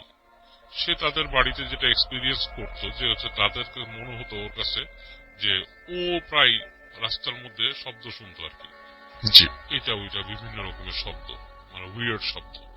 আবার ওর কাছে মনে হতো মাঝে মাঝে যে জানালার মধ্যে কেউ রাতের বেলা, মানে জানালার ওই পারে কেউ আছে, এরকম লাগতো। তো ও ভয়ে ভয়ে ঘুমায় যেত। একদিন যেটা হয়েছে, ওর পরীক্ষার আগে ও মানে সাধারণত রাত করে পড়তো না, গভীর রাতে। বাট ওই দিন সে মানে রাত করে পড়ার চিন্তা করছে, কারণ বন্ধুরা পড়ে এবং তার প্রিপারেশন ভালো ছিল না, সামনে ম্যাট্রিক পরীক্ষা। তো ও চিন্তা করে কি যে ওই দিন রাত জেগে পড়বে। তো রাত জেগে পড়া, যাদের রাত জাগার অভ্যাস নেই রাসেল ভাই, তারা কিন্তু সহজে জাগতে পারে না, তারা ঘুমে একদম মানে অবস্থা খারাপ হয়ে যায়। তো সাগরও চেষ্টা করছিল, কিন্তু তার অবস্থা একদমই খারাপ হয়ে যাচ্ছে। তো এক সময় সে চিন্তা করলো দুধ ঘুমায় পড়ি। তো রাত তখন 1টা-1.5টা বাজে, বেশি বাজে নেই। তো রাত তখন ওই জায়গাও যে খুব একটা জায়গা যে কোয়াইট হয়ে যায়, এখন তো ঢাকা 1টা-2টা দিয়ে খুব একটা কোয়াইট হয় না, তাও কিছুটা হয়ে গেছে আর কি। তো এই অবস্থায় ও মানে রুমের লাইটটা নিভায় দেয়। তো তখন দেখে যে হালকা মানে গুড়ি গুড়ি বৃষ্টি করতেছে। তো ঘুমানোর সময় জাস্ট চোখের যে এক কোণা দিয়ে সে দেখে যে কুকুর হাঁটতেছে রাস্তা দিয়ে স্ট্রিট ল্যাম্পের আলো জি। সোর্সের নিচে। তো ওর যেটা আই ক্যাচিং হয়তো চোখ সরে যেত, দেখে যে স্ট্রিট ল্যাম্পটা ফ্লিক করে দুইবার। ফ্লিক করার পর কুকুরগুলা মনে হলো কেমন যেন একটু নড়াচড়া বেশি করলো। একসময় স্ট্রিট ল্যাম্পটা বন্ধ হয়ে গেল জি। এবং বন্ধ হওয়ার আগে দিয়ে সে দেখলো কুকুরগুলা শেপ শিফট করলো, মানে তাদের শেপ চেঞ্জ করলো। যখন আলোটা নিভে গেল ঠিক ওই মুহূর্তে কুকুরগুলো মনে হলো যে বসার থেকে মানুষ হয়ে গেল, হঠাৎ আচ্ছা। দাঁড়ায় পড়লো, মানে দাঁড়ায় মানুষ হয়ে গেল, লাইক মানুষের শেপ হয়ে গেল। এবং এই লাইট নিভাতে সে কিন্তু মানুষ পুরো দেখে নাই, বাট সে দেখছে মানুষের শেপের হয়ে গেছে। এখন ও একবার ভাবলো এটা কি লাইটের খেলা। তার কিন্তু ঘুম তখন ঠাস করে চলে গেছে মাথার থেকে, যে আলো আধারিও অনেক সময় খেলা খেলে মানুষের মধ্যে, ছায়ার খেলা, লাইট এন্ড শ্যাডো। তো একবার ভাবলো সেরকম কিছু কি। পরে সে ভাবলো না, সে দেখলো যে ওই লাইট নিভে যাওয়াতেও দূর থেকে আলো আসতেছে এবং ওই মানে ওই জায়গাটা বোঝা যাচ্ছে এবং বৃষ্টির সাথে কিছুটা আলোকিত। এর মধ্যে বৃষ্টির সাথে হালকা বাতাসও যাচ্ছে, বাতাসও বইতেছে। ভালো মতন খেয়াল করে দেখলো যে দূর দিয়ে মনে হচ্ছে 3টা লম্বা লম্বা ছায়া, এবং এই লম্বা গুলা প্রায় সাধারণ মানুষের হাইট না, 8-9 ফিট এরকম হবে, উঁচু উঁচু হাঁটতেছে। একবার এই পাশে আসে, মানে একটু কাছায় আসে, আবার যখন আলোর কাছাকাছি চলে আসে আবার ওদিকে চলে যায়, ঠিক ওই জায়গাটাতেই সার্কেল করতেছে। তো ওর জায়গা দিয়ে না, ও যতটুকু দেখতে পাচ্ছে ও ভাবছে যে আমি যদি আমাদের ঠিক উপরেই ছাদ, ওরা থাকতো 6 তলায়, আমি ঠিক উপরেই ছাদে যদি উঠি তাহলে আমি আরো জিনিসটা আরো সুন্দর দেখতে পাবো, ভালো মতন দেখতে পাবো। পুরা ঘুম কিন্তু গন। সে করে কি, আস্তে করে উঠে যে সে মানে ওই হেঁটে হেঁটে মোবাইলটা নেয়, মোবাইলটা নিয়ে আস্তে আস্তে সিঁড়ি ঘরে বেরোয়। সিঁড়ির দরজা যখন খুলে তখন সে শুনতেছে যে তাদের যে ছাদের যে গেটটা ঠিক উপরে, ইমিডিয়েটলি উপরের তলায় একটা লোহার গেট আর কি ছাদের, ওইটা ঠাস ঠাস ঠাস ঠাস করে বাড়ি খাচ্ছে, কিন্তু ওই দরজা কিন্তু লাগানো থাকে রাতের বেলা, দারোয়ান তালা মেরে দেয়। তো ও চিন্তা করলো ছাদের দরজা খোলা, আবার দেখে যে ঠান্ডা বাতাস একটা আসতেছে, সিঁড়ি দিয়ে যাচ্ছে, বৃষ্টি হালকা পড়তেছে এই সময়। তো তারপরও খুব অ্যাডভেঞ্চারাস মাইন্ডে বা কিউরিয়াস মাইন্ডে দরজাটা লাগায়, ফ্ল্যাটের দরজাটা লাগায়। যখন সিঁড়ির কাছে উঠে রাসেল ভাই, যখন দরজাটা দিয়ে ঢুকবে, দেখে দরজাটা হালকা ভেজানো। এই সময় সে দেখে সিঁড়ির এখান থেকে লম্বা লম্বা এরকম ছায়ার মতো মানুষ, লাইক ছায়ার মতো জিনিস, মানুষ বললে ভুল হবে, শেপটা মানুষের মতো, এর জন্য তাই বলছি। উপরের অংশটা বোঝা যায় না যে কি চেহারা বা কিছুই বোঝা যায় না, পা দুটো বোঝা যাচ্ছে লম্বা লম্বা। এগুলো খুব সুইফটলি, মানে ম্যাটার অফ লাইক, মানে খুব স্পিডে, লাইক খুব যেমন ফাইটার জেট যেরকম স্পিডে যায়, সেরকম তার পায়ে যে সাত করে পাস করে চলে গেল নিচে, মানে 1 সেকেন্ডের জন্য গেটে, এবং পরবর্তী সেকেন্ডে তাকে পাস করে সিঁড়িতে নেমে গেল। এবং ওগুলো নামার সাথে যে বাতাস, সেই বাতাসও তার গায়ে লাগছে। এবং ও তো ওখানে ফ্রিজ হয়ে যায়, ও আর কোথাও ওঠার চিন্তাও করতে পারে না। পরের সেকেন্ডে তাকে আবার তার সামনে দিয়ে উঠে চলে যায়, উঠে ঠিক ছাদের ওই গেট দিয়ে। এইবার যখন ছাদের গেট দিয়ে উঠতেছে, তখন দ্রিম করে ছাদের গেটটা বন্ধ হয়ে যায়, একদম খুব জোরে বাড়ি যে ছাদের গেটটা বন্ধ হয়ে যায়। তো ও তখন এটা আর সহ্য করতে পারে না, ও বাসার ভিতরে চলে আসে, এসে বাসায় শুয়ে পড়ে। শুয়ে কাঁপতে কাঁপতে যতটুকু দোয়া দুরুদ পারে পড়তে সে ঘুমিয়ে যায়। সকালবেলা তার ফ্যামিলি তাকে দেখে প্রচন্ড জ্বর মাথার মধ্যে, এবং এই জ্বর অবস্থায় তার মনে করেন যে মানে কঠিন অবস্থা, মানে তার পরীক্ষা দেওয়ার মতো অবস্থা নাই। মানে তার এটা মানে টেস্ট পরীক্ষা ছিল সম্ভবত, মানে একটা ছুটি হয় না ম্যাট্রিক পরীক্ষার আগে, এরকম অবস্থা নাই। তো ওর বাপ মা ওকে বলে যে জ্বর আসছে, ডাক্তার দেখে, এবং বাপ মাকে স্কুলে বলে যে আমার এরকম হয়েছে। তখন তাকে বাসাতে একটু বকাও দেয় যে তুমি এরকম সময় কেন বের হয়েছে, তোমাকে বলছি যে জায়গাটা খারাপ, এবং তাকে ওই করা হয়, চিকিৎসা করা হয়। জ্বর ডাক্তার দিচ্ছে, জ্বর কমতেছে না, জ্বর হালকা রেমিশন যায় আবার বাড়ে, তো ওর যে বড় চাচা, সে ওখানকার কাছের মসজিদের ইমাম সাহেবকে বলেন, ইমাম সাহেব বলে যে ওকে পারলে নিয়ে আসেন। তো ওকে যখন নাকি নিয়ে আসে ইমাম সাহেবের কাছে, মসজিদের মধ্যে যখন ঢুকে, তার জ্বর ছিল শরীরে, মসজিদে ঢোকার সাথে সাথে জ্বর কিন্তু রাসেল ভাই নাই, শরীর ঠান্ডা হয়ে গেছে, নর্মাল টেম্পারেচার। ইমাম সাহেব তার সাথে কথা বলে বলে তুমি কেমন ফিল করছো? তো ভালো। তো তোমার জ্বর আছে? না। খারাপ লাগতেছে? না। সব ঠিক আছে। তখন তাকে দোয়া পড়ে দেয় এবং তাকে কিছু দোয়া শিখায় দেয়। এই দোয়াগুলো বাবা আমাকে পড়ে দিতে বলে, পানিতে পড়ে ফু দেয়, বলে যে এই পানিটা খেতে এবং গোসল করতে সেই পানিতে, এবং বলে আপনার বাসাও ছিটাই দিবেন। ছেলে সিঁড়িতে জানি সে রাতের বেলা কখন না উঠে আপনাদের সিঁড়িটা পারলে বন্ধ করায় দিবেন। মানে সিঁড়ির মধ্যে হয়তো জিনিসটা যেটা হয়েছে যে ও রাতের বেলা দেখছে, এবং এগুলো তো খারাপ জিন, ওরা দূর থেকে ওকে খেয়াল করছে, ও যে খেয়াল করছে, এবং ও ওভার কিউরিয়াস হয়ে যখন সিঁড়িতে গেছে, ওদের কাছে এটা 1 সেকেন্ডের ব্যাপার। ওরা লাইট স্পিডে চলাফেরা করে ওখানে উঠতে, এবং ওকে জাস্ট ভয় দেখাইছে এবং ওদের গায়ের বাতাসটা লাগছে, এটাতেই তার এই জ্বর এসে গেছে। এবং তারপর ওকে দোয়া টোয়া করে করে দেয়, বলে আস্তে ধীরে ঠিক ওর পরীক্ষা মিস হয়ে গেছিল, পরীক্ষা পরবর্তীতে স্পেশাল অ্যাপ্লিকেশন করে সে ওইটার হয় আর কি। ওকে, এই হচ্ছে কাহিনী আছে। Thank you so much. আপনার ঘটনার জন্য আপনাকে অনেক ধন্যবাদ বাবু ভাই। আমি এখন একটু আমাদের মেসেজ কিছু কমেন্ট আমি পড়ে ফেলি আপনাদের। জি, আমি মোহাম্মদ বাইজিদ আলম, জি। আমি এসেছি ধানমন্ডি থেকে। আমার হোমটাউন নরসিংদীতে। তো আমি নরসিংদীরই একটা ঘটনা আজকে শেয়ার করব। চলুন শুনেছি আপনার ঘটনা। তো আমি আজকে যে ঘটনাটা বলবো সেটা হচ্ছে বিরামের ঘটনা। তো আমার এলাকাতে একটা দিঘি আছে, সরকারি দিঘি, বিশাল বড় দিঘি।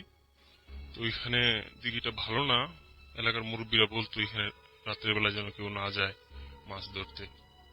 তো আমাদের এলাকার কিছু লোক ওইখানে মাছ ধরতে গিয়েছিল রাত্রে।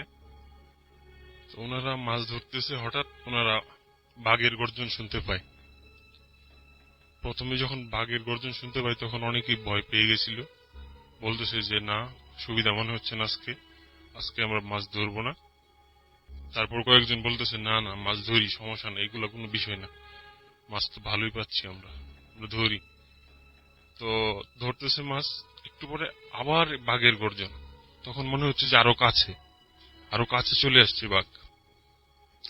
তো তখন অনেকেই আরো বেশি ভয় পেয়ে গেছে, বলতেছে যে আমরা আর ধরবই না, চল বাড়ি চল, আর দরকার নাই মাছ ধরার আজকে। তারপরে কয়েকজন বলতেছে অতিরিক্ত লোভে যে না না, আমরা মাছ মারি। তো তারপর আবার ওনারা মাছ ধরতেছে। তারপর আবার বাঘের গর্জন, তখন মনে হচ্ছে যে অনেক নিকটে এসে পড়ছে বাসটা, মনে হচ্ছে বাঘটা অনেক নিকটে চলে আসছে। তখন ওনাদের হাতে টর্চ লাইট ছিল, টর্চ লাইটটা ওনারা মারে সামনে দেখার জন্য। জি ওনারা দেখার জন্য সামনে মারে।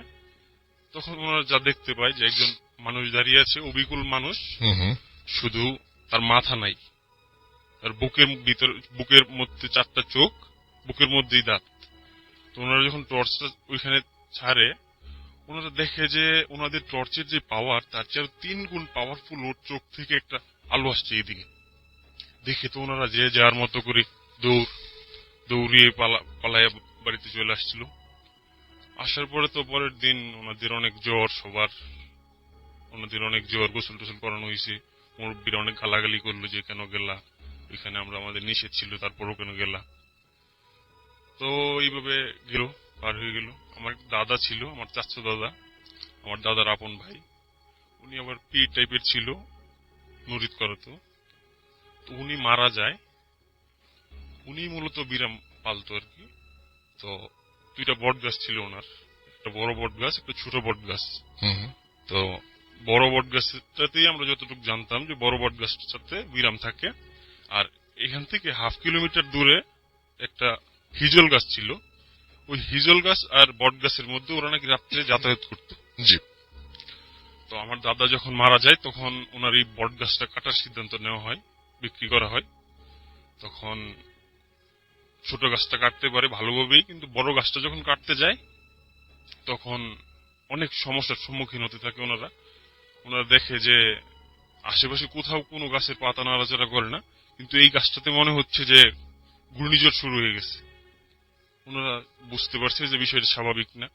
প্রথম দিন কাটতে গিয়ে একজনের পা কেটে যায়, মারাত্মকভাবে উনি আহত হয়, পা রক্ত পড়া বন্ধ হচ্ছে না কোনোভাবেই। পরে ওনারা ওই দিন আর গাছ কাটতে পারেনি। পরের দিন আসে, পরের দিনও বিভিন্ন সমস্যার কারণে পরের দিন কাটতে পারেনি। তারপরের দিন, তৃতীয় দিন দল বল একটু বড় করে ওনারা আসে যে আজকে কাটবই, টাকা দিয়ে গাছ কিনলাম, কাটতেই হবে। তো ওনারা এক প্রকার জোর করেই কাটছে, সাহসিকতা দেখে। কিন্তু কাটার পরে গাছ থেকে রক্ত বের হয়েছে, অনেক রক্ত। এটা গরু জবাই করলে যে পরিমাণ রক্ত, ওই পরিমাণ রক্ত। অনেক মানুষ দেখতে আসছে যে কি ব্যাপার, গাছ থেকে নাকি রক্ত বের হয়েছে। তখন আসার পরে এইভাবে নিল, গাছ নিল। কিন্তু রাসেল ভাই ওই দিন রাত থেকেই সেই বাঘের গর্জন, এলাকাবাসী সবাই শুনতে পায় বাঘের গর্জন, কান্না করতেছে। বাঘ মনে হচ্ছে কান্না করতেছে, বাঘের গর্জন। রাসেল ভাই বাঘে তো উচ্চস্বরে গর্জন করতে পারে না, এই যে পাইলিং করে না ইয়ার মধ্যে, এই যে অ্যাপার্টমেন্ট বাসাগুলোতে যে পাইলিং হয় তখন যেইভাবে ভূমিটা কম্পন হয়, ঠিক সেম ভাবে ভূমিকম্পন হচ্ছিল। যখন ওটা কান্না করে গর্জন দেয় তখন মনে হচ্ছে যে ভূমি কাঁপতেছে, মাটি কাঁপতেছে, তখন এইরকম মনে হয়। তো আমি নিজেও শুনেছি কয়েকদিন। আমাদের এলাকার এক মহিলা রাত্রেবেলা বাইরে বের হইতেছিল, তো হঠাৎ করে উনি যখন দরজা খুলে দেখে দরজার সামনে এক মানুষ দাঁড়ায় আছে, অবিকল মানুষ, তার মাথা নাই, তার বুকের মধ্যে চোখ, 4টা চোখ। দেখে তো উনি সাথে সাথে অজ্ঞান, চিৎকার দিয়ে অজ্ঞান হয়েছে। পরে দৌড়াদৌড়ি করে নেওয়ার পরে জ্ঞান ফেরার পরে শুনতে পারে যে এই ঘটনা। তো আমার আব্বুরা 7 ভাই, তার মধ্যে আমার এক চাচা, ওনারা বাড়ি থেকে চলে যায়। তো আমার ছোট চাচার বলছিল যে তুমি থাকো এখানে, তুমি একাই থাকো, সমস্যা নেই, থাকো। উনি ছিল এখানে রাত্রে। তখন পুরোপুরি বিরামের অত্যাচারে অতিষ্ঠ এলাকাবাসী, সবাই ভয় পায়। কেউ ভয়ে আসতে, মাগরিবের পরে কেউ বাসা থেকে বের হয় না, বাড়ি থেকে কেউ বের হয় না, সবাই গুটিমের বসে থাকে ভয়ে। তো উনি ছিল ওইখানে ওই দিন। উনি কান্নার শব্দ পাইতেছে যে আস্তে আস্তে ওনার দিকে মনে হচ্ছে আসতেছে, কান্নার শব্দ, একটু পরে পরে জোরে জোরে গর্জন। তো রাসেল ভাই আপনি জানেন কিনা জানি না, আগে গ্রামের মধ্যে যে জানালাগুলো ছিল এগুলোতে শিক দেওয়া হতো, এখন তো গ্রিল দেওয়া হয়, তবে আগে শিক দেওয়া হতো। তো এই শিকের কাছে আসছে, জানালা খোলা, গরমের দিন তো। তো আমার যে চাচা, ছোট চাচা, উনি তাকায় রয়েছে, দেখতেছে যে জানালার সামনে এসে দাঁড়াইছে, দাঁড়ায় হাওয়া মাও করে কান্নাকাটি করতেছে। একটু পরে পরে গর্জন দেয়, মনে হচ্ছে মাটি সহ কাঁপে এরকম। তো উনি তো ভয়ে পুরো শেষ, উনি ভাবছে যে উনি শেষ, আর মনে বাঁচবে না, এই শেষ। তো উনি আবার স্মোক করতো, ওনার এখানে ম্যাচ ছিল। উনি আবার জানে যে এইসব কিছু আগুনকে ভয় পায়। উনি অনেক চেষ্টা করে ম্যাচ জ্বালানোর জন্য, উনি দিয়াশ লাইট সবগুলো ইউজ করে, একটাও কাজ করে না, একটাও জ্বলে না। তো ওনার কাছে টর্চ লাইট ছিল, উনি এটা যখন মারতে যায় তখন ফিউজ হয়ে গেছে, টর্চ লাইট আর কাজ করে না। অনেক কষ্টে ওনার গ্যাস ম্যাচ ছিল, ওইটা দিয়ে অনেক কষ্টে সর্বশেষ যখন একটা চালায়, এই সিগারেট যখন একটা জ্বালায়, তখন এটা চলে গেছে। তো উনি এটার বিবরণটা রাসেল ভাই যেরকম ভাবে দিয়েছিল যে অবিকল মানুষের মতো, শুধু তার মাথাটা নাই আর চোখ, 4টা চোখ তার বুকের মধ্যে। আর উনি যতটুকু সাইজ দেখাইছিল, যে দাঁতের সাইজ 7 থেকে 8 ইঞ্চি দাঁতগুলা, তাও বুকের মাঝেই। তো এইটা এইভাবে চলে যায়, এলাকা অনেক কবিরা জানা হয় যে কি প্রতিকার। এলাকাবাসী তো পুরো অতিষ্ঠ, সবাই ভয়ে আতঙ্কিত হয়ে গেছে, কেউ কিছু করতে পারতেছে না, রাত্রেবেলা বের হইতে পারতেছে না। তো কবিরা জানে কেউ কিছু করতে পারে না, কেউ কিছুই করতে পারে না। তো বলতেছে যে এই যে উনি যে পীর সাহেব ছিল আমার দাদা, যে উনি তো পালতো, উনি ছাড়া তো এখন কিছুই করা যাইতেছে না এইগুলোর। তো আমার এক চাচা, 5 নম্বর চাচা, উনি রাত্রেবেলা আসতেছিল, রাত্রে প্রায় তখন 2টা। উনি আসার পথে আমার যে দাদা, যে পিরাম পালতো, ওনার মাজারের কাছে আসার পরই ওনার সাথে দেখা, এই দাদার সাথে দেখা। তো আমার চাচা জিজ্ঞেস করলো যে জ্যাঠা আপনি কোথেকে আসছেন এত রাতে? তখন বলতেছে বাবা আমি তো হজ করে আসছি। তখন বলতে হজ করে আসছেন? তো আমার চাচা যেভাবে দাঁড়ায় ছিল, ওনার ডান পাশেই ছিল মাজারটা। ওনার আবার একদম খেয়াল নাই যে এই দাদা মারা গেছে। ওনারে আমার দাদা বলতেছে, এই দাদা, যে তুমি একটু ঘুরো, তুমি একটু বাম পাশে ঘুরো, তুমি পিছনে তাকাইবা না, পিছনে তাকাইলে তুমি ভয় পাইবা। কিন্তু আমার চাচার একদমই মাথায় নাই যে উনি মারা গেছে।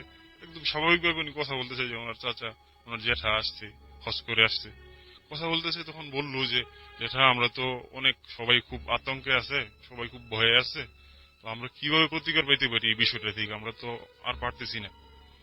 তখন বলতেছে যে যাও তুমি, আজকে থেকে আর হবে না, আর রাত্রেবেলা এইভাবে বেড টেড হইও না। তো আমার চাচা বাড়িতে আসলো, আসার পরে উনি যখন রুমে ঢুকবে তখন ওনার খেয়াল হয়েছে আরে আমার চাচা তো উনি তো নাই, কিন্তু মারা গেছে। তখন উনি অনেক ভয় পেয়ে গেছে, বিষয়টা বুঝতে পারছে। আসলে তারপর থেকে আর কোনো সমস্যা হয়নি। এই ছিল আমার কাহিনী। Thank you so much. আপনার ঘটনার জন্য আপনাকে অনেক ধন্যবাদ এবং আশা করছি যে ঘটনাটি আপনাদেরও ভালো লেগেছে। এবং আমি এখন যেটা করব সেটা হচ্ছে যে সরাসরি আপনাদেরকে আরো একটা ঘটনায় নিয়ে যাব।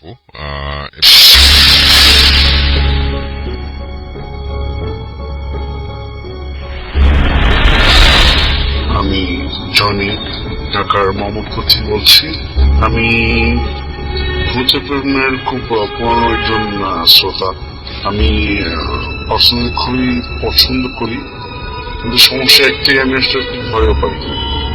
আর এই প্যারানর্মাল যে ব্যাপারগুলো আসলে আমার জীবনে অনেক ঘটেছে। তো ছোট একটা ঘটনা আমি আপনাদের আজকে শেয়ার করব। এটা লাস্ট ইয়ার আমার সাথে আমার হজে হয়ে যাওয়া একটা ঘটনা। আরেকটা জিনিস আমি বলে রাখি, সেটা হচ্ছে যে আমি ভূতের উপর এতটাই আসলে আমার মনে হয় যে আমি অ্যাডিক্টেড। কারণ আমি এখন যখন মোটরসাইকেল চালাই তখন হেডফোন দিয়ে ডাউনলোড করছি, ইভেন তো আমি আপনার প্রতি সপ্তাহে শুধু আমি নেট কিনি, মোবাইলের ডাটা কিনি শুধু এর জন্যই। আমি কোথাও যদি কোনো কাজে যাই, কোথাও ধরেন চলে যাচ্ছি মোহাম্মদপুর থেকে বা গুলশান যাচ্ছি, হোয়াট এভার, ঢাকা শহর কোন জায়গায় মুভ করতে হইলে আমার কানে হেডফোন উইথ আপনার এই ভূতের।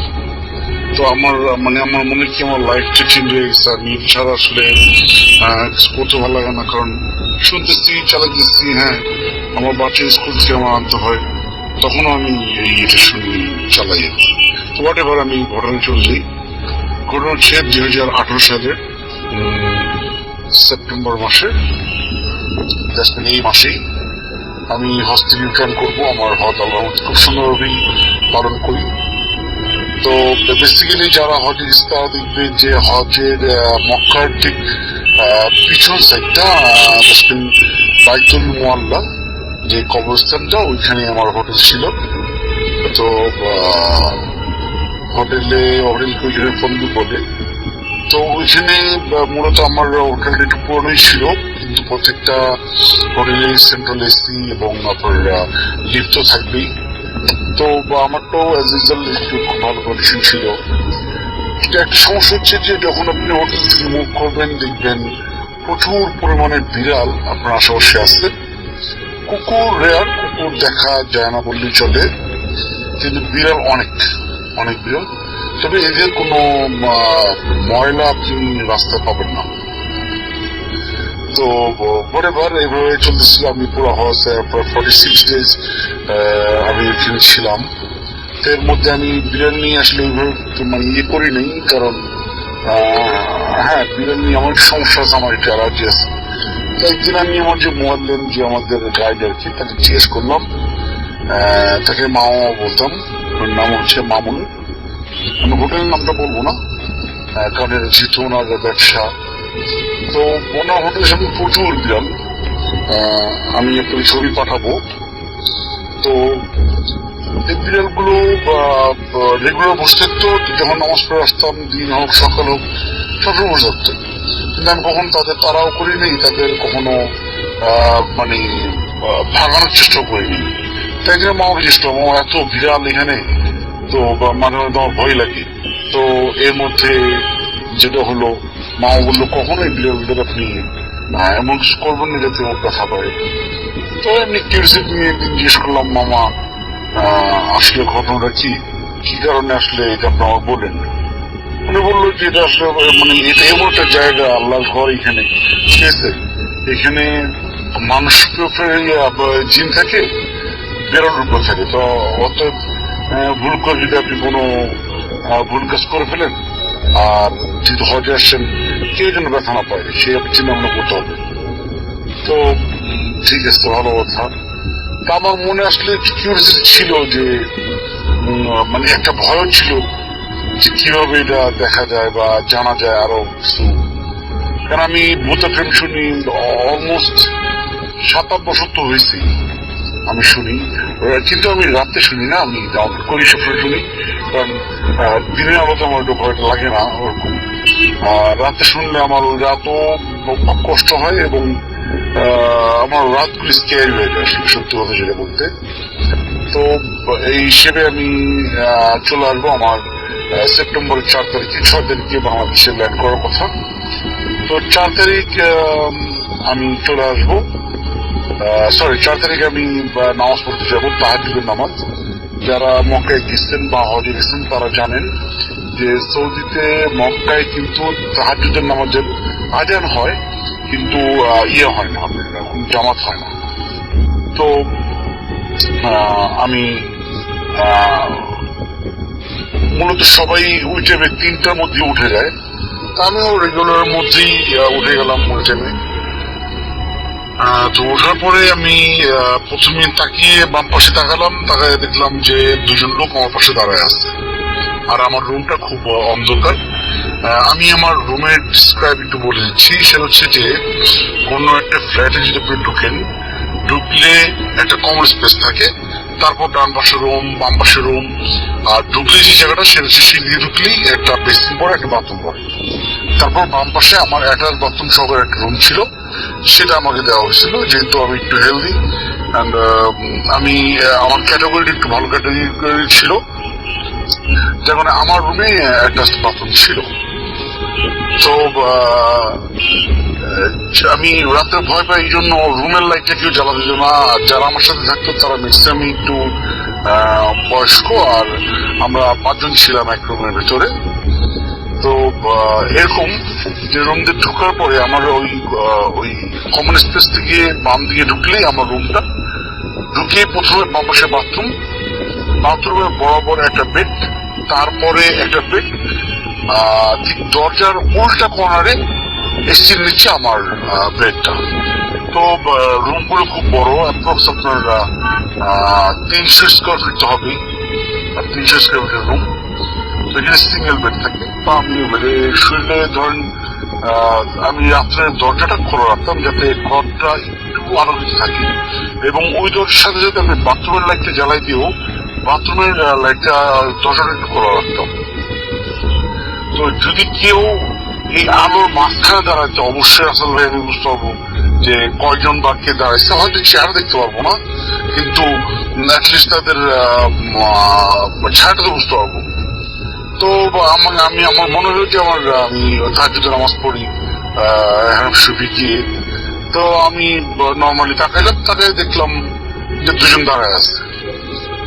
তো আরেকটা কথা বলে নিয়ে আসলে আমার এখানে টোটালি পুরা এই 46 ডেজ আমার ঘুম নিয়ে খুব সমস্যা হচ্ছে, বাট কারণ ওই যে 3 ঘন্টা একটা ডিফারেন্স থাকে, এই জন্য খুব কষ্ট হচ্ছে। তো আমি ঘুরে তাকালাম, তাকাই দেখলাম যে 2জন লোক দাঁড়ায় আছে এবং আমার দিকে মুখ করে তাকায় আছে। তা আমি প্রথম মনে করলাম যে হয়তো আমাকে ডাকতে আসছে তাহাজ্জুদের নামাজের জন্য। তো ওইখানে 2জন দাঁড়াই আছে, তো আমি তাদের দেখে তারা যদি ডাকতেছে না, রুমটা অন্ধকার, তাদের আমি অবয় দেখতেছি, তো মনে করলাম হয়তো এখন সময় নেই, এই জন্য ডাকতেছে না, সময় হলে আমার টিভি রাখতে দেবে। তা আমি তাদের দেখে উড়ে গেলাম, দেওয়ালের দিকে মুখ করলাম।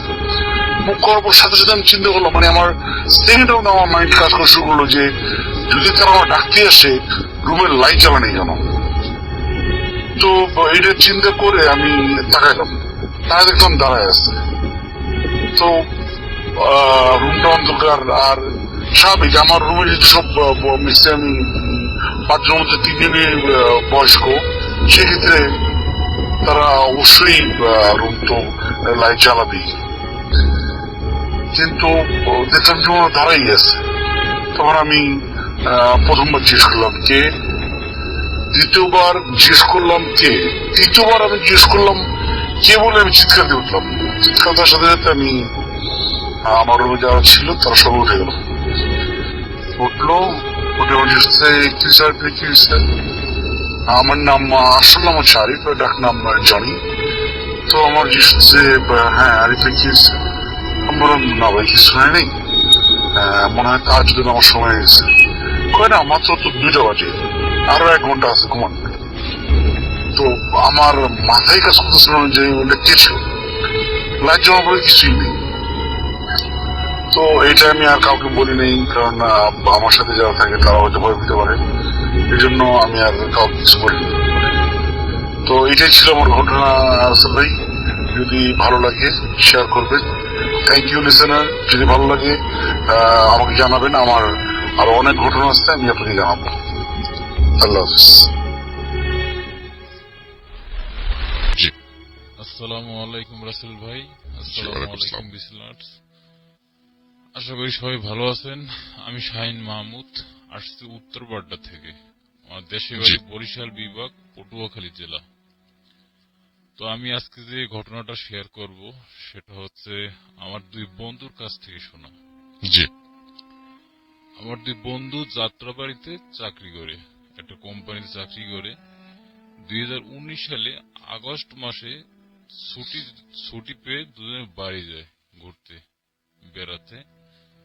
তো তারা সারাদিন ঘুরে ফিরে বাড়ির পাশে সন্ধ্যাবেলা একটা বাজারে যায় চা আড্ডা দিতে যাওয়ার পরে নেক্সট ডে তারা ক্যারাম বোর্ড খেলার আড্ডায় পড়ে বন্ধুদের সাথে। তো ক্যারাম বোর্ড খেলার আড্ডায় পরে বাড়ি যায়, রাত 8টার সময় বাড়ি যায়। বাড়ি যাওয়ার পথে তাদের ওই যে বাজার থেকে তাদের বাড়ির দূরত্ব 1 কিলোমিটার, এবং বাজার এবং বাড়ির মাঝখানে যেতে পথে 3টা তাল গাছ বাজে। 3টে তাল গাছ। যখন তারা তাল গাছের ওই জায়গায় যায় তখন দেখতে পায় যে তাল গাছের মাথার সম্মুখীন একটা লোক, মুখে তার আগুন জ্বলতেছে এবং তাদের থেকে আস্তে আস্তে হেঁটে আসতেছে। এই দেখে আমার 2 বন্ধু খুব ভয় পায়। ভয় পেয়ে তারা পিছনে ব্যাক করে আবার বাজারে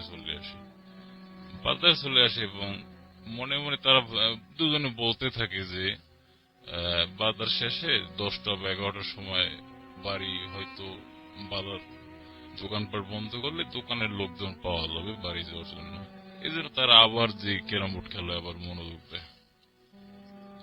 তো তারা ক্যারাম বোর্ড খেলা আবার খেলতেছে হঠাৎ তাদের খেয়াল পড়ে রাত 11টা 11:30টার সময় যে বাজারের দোকান তো সব বন্ধ হয়ে গেছে, সব লোকজন তো চলে গেছে, তো আমরা যাব কিভাবে? তারপর তারা ক্যারাম বোর্ড খেলা বাদ দিয়ে আবার বাড়িতে রওনা দেয়। কোন লোকজন পায় না ওই সময়। তো যখন তারা ওই তাল গাছের ওই জায়গায় আবার যায় তখন প্রথম তারা রাত 8টার সময় যে দৃশ্য দেখছে, নেক্সট পরে আবার ওই একই অবস্থা, একই দৃশ্য, যে একটা লোক তাল গাছের মতো সেম লম্বা, তার মুখে আগুন জ্বলতেছে এবং আস্তে আস্তে তাদের দিকে ধেয়ে আসছে। তো তারা 2 বন্ধু আবার ভয় পেয়ে আবার বাজারের দিকে দৌড় দেয়। তো বাজারের দিকে তারা না গিয়ে তারা একটা জঙ্গলের ভিতরে ঢুকে পড়ে, অন্য একটা জঙ্গলের দিকে।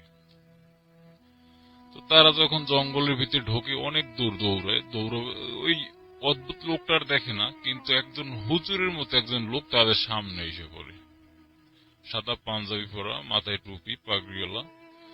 তো তারা একজনই চিনতে পারে যে এত আমাদের পাশের গ্রামের হাকিম নানা। তো তারা নানাকে বলে যে নানা, আমরা তো একটু সমস্যায় পড়ছি, একটু ভয় পাইছি, আমাদের একটু বাড়িতে আগায় দিয়ে আসেন, আমাদের সাথে টর্চ লাইট নেই বা তেমন চিনিও না, বাড়ি ঘরে থাকি না, ঢাকায় থাকি। তো হাকিম নানাকে তারা এই দৃশ্যের কথা মানে ভয়ের কথা বলে না, যে হাকিম নানা শুনলে কেন বাড়িতে আগায় দিয়ে না আসে। এইভাবে তারা হাকিম নানার সাথে বাড়িতে রওনা দেয়। পরে তারা ভালো মতোই বাড়ি যায়, কিন্তু বাড়ি যখন যায় একজন ঘরে যায়, পরের জনকে হাকিম নানা ডাক দেয় উঠানে, যে একটু এদিকে আসো, শুনে যাও। একটু দূরে উঠানে একটু দূরে ডেকেই বলে যে তোমরা আমার কাছে যে জিনিসটা লুকাইছো এই জিনিস সম্বন্ধে আমি সবই জানি, এবং আমি তোমাদের অনেকবার জিজ্ঞেস করি তোমরা আমাকে বলো নাই, এবং তোমাদের বলার আমার প্রয়োজন নেই, কিন্তু তোমরা যেই পথে যে ভয় পাইছো এই পথ থেকে একটু সরে মানে একটু সতর্কভাবে চইল। এই বলে হাকিম নানা তাদের বিদায় দিয়ে চলে গেছে। পরে রাতে তারা শান্তিমতো ঘুমাইছে, কোনো প্রবলেম হয় নাই। সকালবেলা যখন তারা ওঠে, দিনের বেলা আমার দুই বন্ধু তারা বাবা মার সাথে জিনিসটা শেয়ার করে যে এরকম রাতের বেলা বাজার থেকে আসার সময় তো এই প্রবলেম হয়েছে। পরে ওই হাকিম নানা পাশের গ্রামে হাকিম নানা আমাদের উদ্ধার করে আনছে। পরে তার বাবা মা যে কথা বলে সে কথা শুনে তারা আরো আশ্চর্য হয়ে যায় যে তারা তো ঢাকায় থাকে, তারা তো দেশের সম্বন্ধে কিছু জানে না। তারা শুনতে পায় যে হাকিম নানা আরো 1-1.5 মাস আগে সে রোড অ্যাক্সিডেন্টে মারা গেছে। পরে তারা ওই কথা শুনে তো আরো আতঙ্ক হয়ে পড়ে। পরে শুনতে পায় যে হাকিম নানা এরকম আরো অনেক লোকজনকে রাতে এরকম সহযোগিতা করছে। হয়তো যদি কেউ বাজার থেকে ভারী বোঝা নিয়ে যদি কেউ বাড়ি যায়, অপরিচিত লোকে বাজারের বোঝাটা বাড়িতে আগায় দিয়ে এসে, এরকম আরো অনেক ঘটনা আছে। পরে আমার বন্ধু এটা আমার সাথে শেয়ার করলো। এই ছিল আমার ঘটনা। থ্যাংক ইউ সো মাচ আপনার ঘটনার জন্য। আপনাকে অনেক ধন্যবাদ। ওয়ালাইকুম আসসালাম। এবং আমি আপনাদের আরো একটা খবর এই মুহূর্তে জানিয়ে দিতে চাই, আর সেটি হচ্ছে যে সারাদিনের ব্যস্ততার পরে যখন একদম ক্লান্ত, তখন 1 কাপ নেসক্যাফে কফির মগ শরীরকে করে তোলে একদম চাঙ্গা। এর সাথে ঝটপট করে মাত্র 2 মিনিটেই ম্যাগি নুডলস রান্না এনে দিবে অফুরন্ত খুশি। মজার মজার নেসলে প্রোডাক্টের রেসিপি সাজেশন বা নেসলে প্রোডাক্ট সংক্রান্ত যে কোনো তথ্য পেতে ফ্রিতে, একদম ফ্রিতে কল করুন 08000161271 নম্বরে। তাহলে আপনি জেনে যাবেন সবকিছু। আমরা যেটা করব সেটা হচ্ছে যে আজকের মতো আমরা বিদায় নিব না এখনই, তবে আমরা আপনাদের জন্য একটা ফ্রাইডে 13th এর উপরে একটা ক্লিপ প্লে করব এবং আমি তার আগে আপনাদের কিছু মেসেজও পড়বো। হ্যাঁ, রাইট, আমি বলেছিলাম যে আপনাদের কিছু মেসেজ পড়বো, সেই মেসেজগুলো আমি পড়ে ফেলতে চাই। এবং যারা এই মুহূর্তে আমাদের লিখছেন মেসেজে, তাদের মধ্যে অনেকে আছেন এবং আমি দেখতে পাচ্ছি যে মেহেদি হাসান 3 রুমমেট মিলে তারা শুনছেন, আমাদেরকে মেসেজে পাঠিয়েছেন। এমডি তুষার আমাদের সাথে আছেন, দেখতে পাচ্ছি আদি রহমান, এবং তিনি লিখেছেন যে ওয়ার্ল্ডের অনেক জায়গা থেকে ভূত এফএম শুনেছি, মোস্ট পপুলার রেডিও শো হচ্ছে ভূত FM, we love your show. অনেক লম্বা লম্বা মেসেজ অনেকে পাঠাচ্ছেন। মুরসালিন মায়ান আমাদের সাথে আছেন, আমি সব সময় নিয়ে পড়বো ইনশাল্লাহ। এহসান হাবিব আমাদের সাথে আছেন, তাহারিমা তাবাসসুম আমাদের সাথে আছেন দেখতে পাচ্ছি, রাফসান এছাড়াও আমাদের সাথে আছেন দেখতে পাচ্ছি, আপন শাহিন আমাদের সাথে আছেন সাদিক, এছাড়াও আছেন আমাদের সাথে নকিব হাসান নাইফ আমাদের সাথে আছেন দেখতে পাচ্ছি, আহমেদ ইরফান সহ আরো অনেকে। তো যাই হোক, আজকের মতো আমরা বিদায় নিতে চাচ্ছি। তো বিদায় নেওয়ার আগে এখনই শেষ করছি না। আমরা সবাই জানি যে আজকে আমরা যখন শো শুরু করেছিলাম তখন ফ্রাইডে 13th ছিল, সুতরাং ফ্রাইডে 13th এর উপর অবশ্যই একটা ক্লিপ প্লে করব। এবং আপনারা সবাই জানেন যে অলরেডি 14 ডিসেম্বর হয়ে গেছে। 14 ডিসেম্বর বুদ্ধিজীবী দিবস। আমাদের সবচাইতে মেধাবী সন্তানদের, আমাদের যারা আমাদের সামনের দিকে এগিয়ে নিয়ে যাবেন, যারা বাংলাদেশকে দিক নির্দেশনা দিবেন, তাদেরকে হত্যার মাধ্যমে, এক নৃশংস হত্যার মাধ্যমে এক কালো অধ্যায় সূচিত হয় ইতিহাসে। এবং সেইটা আমরা সেই বুদ্ধিজীবীদের স্মরণ করছি শ্রদ্ধা ভরে। এবং বাংলাদেশ এমন একটা বাঙালি জাতি, এমন একটা জাতি যারা বারবার ঘুরে দাঁড়াতে জানে। তো আমাদের যে পঙ্গু করে দেওয়া কথা ছিল, আমাদের যে একেবারে নিঃশেষ করে দেওয়ার কথা ছিল, সেখান থেকে কিন্তু আমরা আবারও ঘুরে দাঁড়াতে পেরেছি। কিন্তু আমাদের সেই মেধাবী সন্তানরা যদি আজ বেঁচে থাকতেন তাহলে হয়তো আমাদের এই গতি আরো অনেক বেশি ত্বরান্বিত হতো। তো আমরা ফ্রাইডে 13th এর পরেই আমরা আবারও তাদের স্মরণে প্লে করব সব কটা জানালা খুলে দাও না। এবং সেই সাথে সাথে আমরা বিদায় নিব। আজকের মতো এখানে শেষ করছি। কথা হবে আবারও আগামী শুক্রবার। সেই পর্যন্ত সবাই ভালো থাকুন, সুস্থ থাকুন, মোস্ট ইম্পর্টেন্টলি সুস্থ থাকুন এবং আমাদেরকে অবশ্যই ঘটনা পাঠাতে ভুলবেন না। আজকের মতো এখানে শেষ করছি। টাটা।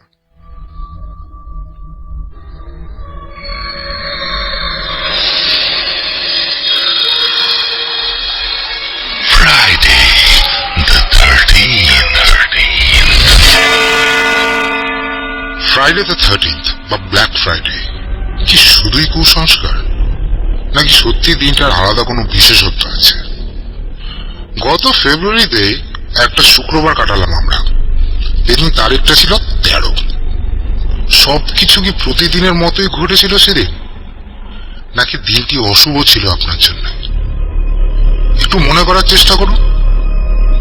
যদি ধরে নেন যে শুধু একটা ওয়েস্টার্ন সুপারস্টিশন, তাহলে এক্ষুনি মাথা থেকে সব চিন্তা ঝেড়ে ফেলুন। যদি মনে করেন ফ্রাইডে দ্য 13 সম্পর্কে জানা মানে শুধু শুধু টেনশন বাড়ানো, তাহলে শোনা বন্ধ করুন। আর যদি সত্যি এই দিনটি নিয়ে কোনো কৌতূহল থাকে, শুধু তাহলেই জেনে নিন এই দিনটির খুঁটিনাটি।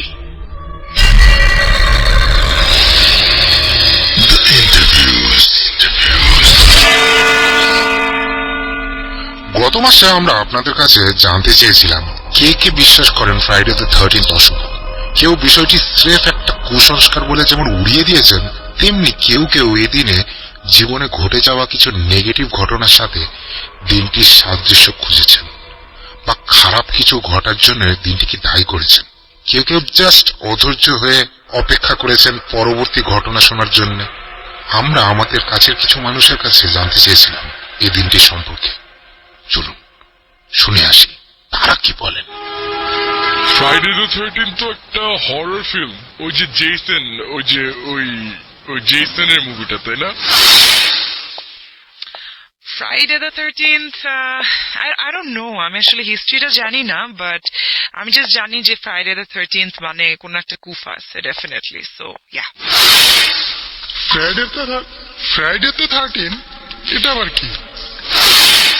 নর্মালি ফ্রাইডে আমাদের জন্য অনেক অসপিশিয়াস একটা দিন, আমরা অনেক ভালো মনে করি, মঙ্গল মনে করি এই দিনটাকে।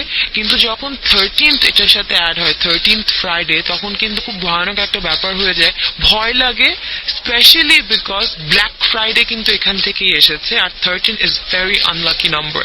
সো সব মিলিয়ে কিন্তু ব্যাপারটা খুবই বলতে পারি ভৌতিক।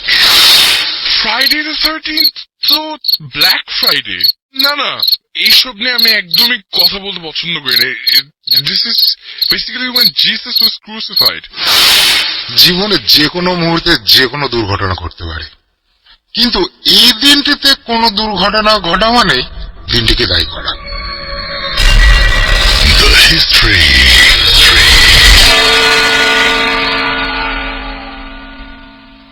এবার চলুন জেনে আসি পশ্চিমা পৃথিবী কিভাবে এই দিনটিকে নিয়ে। গ্রেগরিয়ান ক্যালেন্ডার অনুযায়ী কোনো মাসের কোনো একটি শুক্রবার যদি 13 তারিখে গিয়ে পড়ে, তাহলে সেটাকে বলা হয় ফ্রাইডে দ্য 13th বা ব্ল্যাক ফ্রাইডে। বলা হয় মধ্যযুগ থেকে এই দিনটিকে সবাই অশুভ হিসেবেই ভেবে রাখে। উদাহরণ হিসেবে প্রথমে আছে যীশু খ্রিস্টের লাস্ট সাপারের কথা। গুড ফ্রাইডে ঠিক আগের রাতেই মন্ডি থার্সডেতে খাবার টেবিলে উপস্থিত ছিলেন 13 জন ব্যক্তি, যাদের ভেতরে জুডাস ছিলেন পার্টির 13 নম্বর সদস্য। এবং পরের দিন যীশু খ্রিস্টকে কিভাবে ক্রুসিফাই করা হলো তা তো আপনারা সবাই জানেন। বাইবেলে আরো বলা আছে যে এই দিনটিতেই নাকি ইভ অ্যাডামের হাতে নিষিদ্ধ ফলটিও তুলে দিয়েছিলেন। তারপরে যেমন ফ্রাইডে দ্য 13th অক্টোবর 1307 শত নাইটস টেম্পলার্সরা ফ্রান্সে কিং ফিলিপ দি ফোর্থ দ্বারা অ্যারেস্টেড হন। এমন আরো অনেক ঘটনাই আপনি খুঁজে পাবেন ইতিহাসে। যেহেতু প্রতিটি তথ্যই সংগ্রহ করা, তাই তাদের সংখ্যা আর নাইবা বাড়ানো। অনেক বিজ্ঞজনদের ফ্রাইডে দ্য 13th বা ব্ল্যাক ফ্রাইডে নিয়ে ধারণা কিন্তু পুরোটাই উল্টা। অনেকেই মনে করেন যে 19th সেঞ্চুরির আগে ফ্রাইডে দ্য 13th বা ব্ল্যাক ফ্রাইডে সম্পর্কে কোনো লিখিত তথ্য নাকি খুঁজেই পাওয়া যায় না। আবার অনেকে মনে করেন এইটি প্যারাস্কেভিডে ক্যাট্রিয়া ফোবিয়া মানে ও মাই গড নামে জাস্ট একটা ফোবিয়া, মানে বুঝছেন তো, একটা ভয়, ফোবিয়া। যেমন ড্যান ব্রাউনের 2003 সালের নোবেল দা ভিঞ্চি কোডে, বা জন জে রবিনসনের 1989 যে ওয়ার্কটা ছিল born in blood, the secrets of freemasonry, Maurice ড্রুয়নের হিস্টোরিক্যাল যে নভেল সিরিজগুলো আছে দি অ্যাকাস্ট কিংস, এর মতন কিছু বই এই নাইট টেম্পলার্স এবং এই যে ফ্রাইডে দ্য 13th সুপারস্টিশনটাকে মেলানোর চেষ্টা করেছে। যদিও অনেক এক্সপার্টরাই মনে করেন এই কোরিলেশন গুলো আধুনিক সময় খুঁজে বার করা। এছাড়াও অনেকে মনে করেন যে 1307 সালে প্রকাশিত টমাস ডাব্লিউ লসনের পপুলার যে নভেলটা ছিল ফ্রাইডে দ্য 13th এর কারণে এই সুপারস্টিশনটা অনেকের মনে ছড়িয়ে পড়েছে। বইটিতে একজন অসৎ ব্রোকার এই সুপারস্টিশনকে কাজে লাগিয়ে ওয়াল স্ট্রিটে একটা প্যানিক সৃষ্টি করে। আমেরিকায় 8% মানুষ ভয়ে রয়েছেন এই দিনটিকে নিয়ে। আচ্ছা, এই দিনটির কোনো সুফল আছে কি? অবশ্যই, দেখি আমরা। Flip side of Friday the 13th.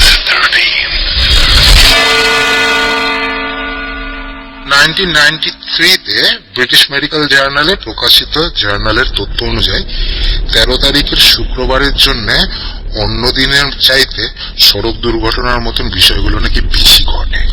অন্যদিকে 2008 সালে প্রকাশিত Dutch centre for insurance statistics বলছে এই দিন নেদারল্যান্ডে অন্য দিনের চাইতে যেমন অ্যাক্সিডেন্টের সংখ্যা কমে যায়, তেমনি চুরি এবং অগ্নিকাণ্ডের ঘটনাও নাকি কম ঘটে। দিনটিকে অশুভ ভাবার কারণেই অনেকে এই দিনটিতে বাড়ি থেকে বেরোনি না, একটু বেশি সতর্ক থাকেন। ড্রাইভ করলেও সেটাও করেন খুব সাবধানে। এখন নানা মানুষের তো নানা মত থাকেই।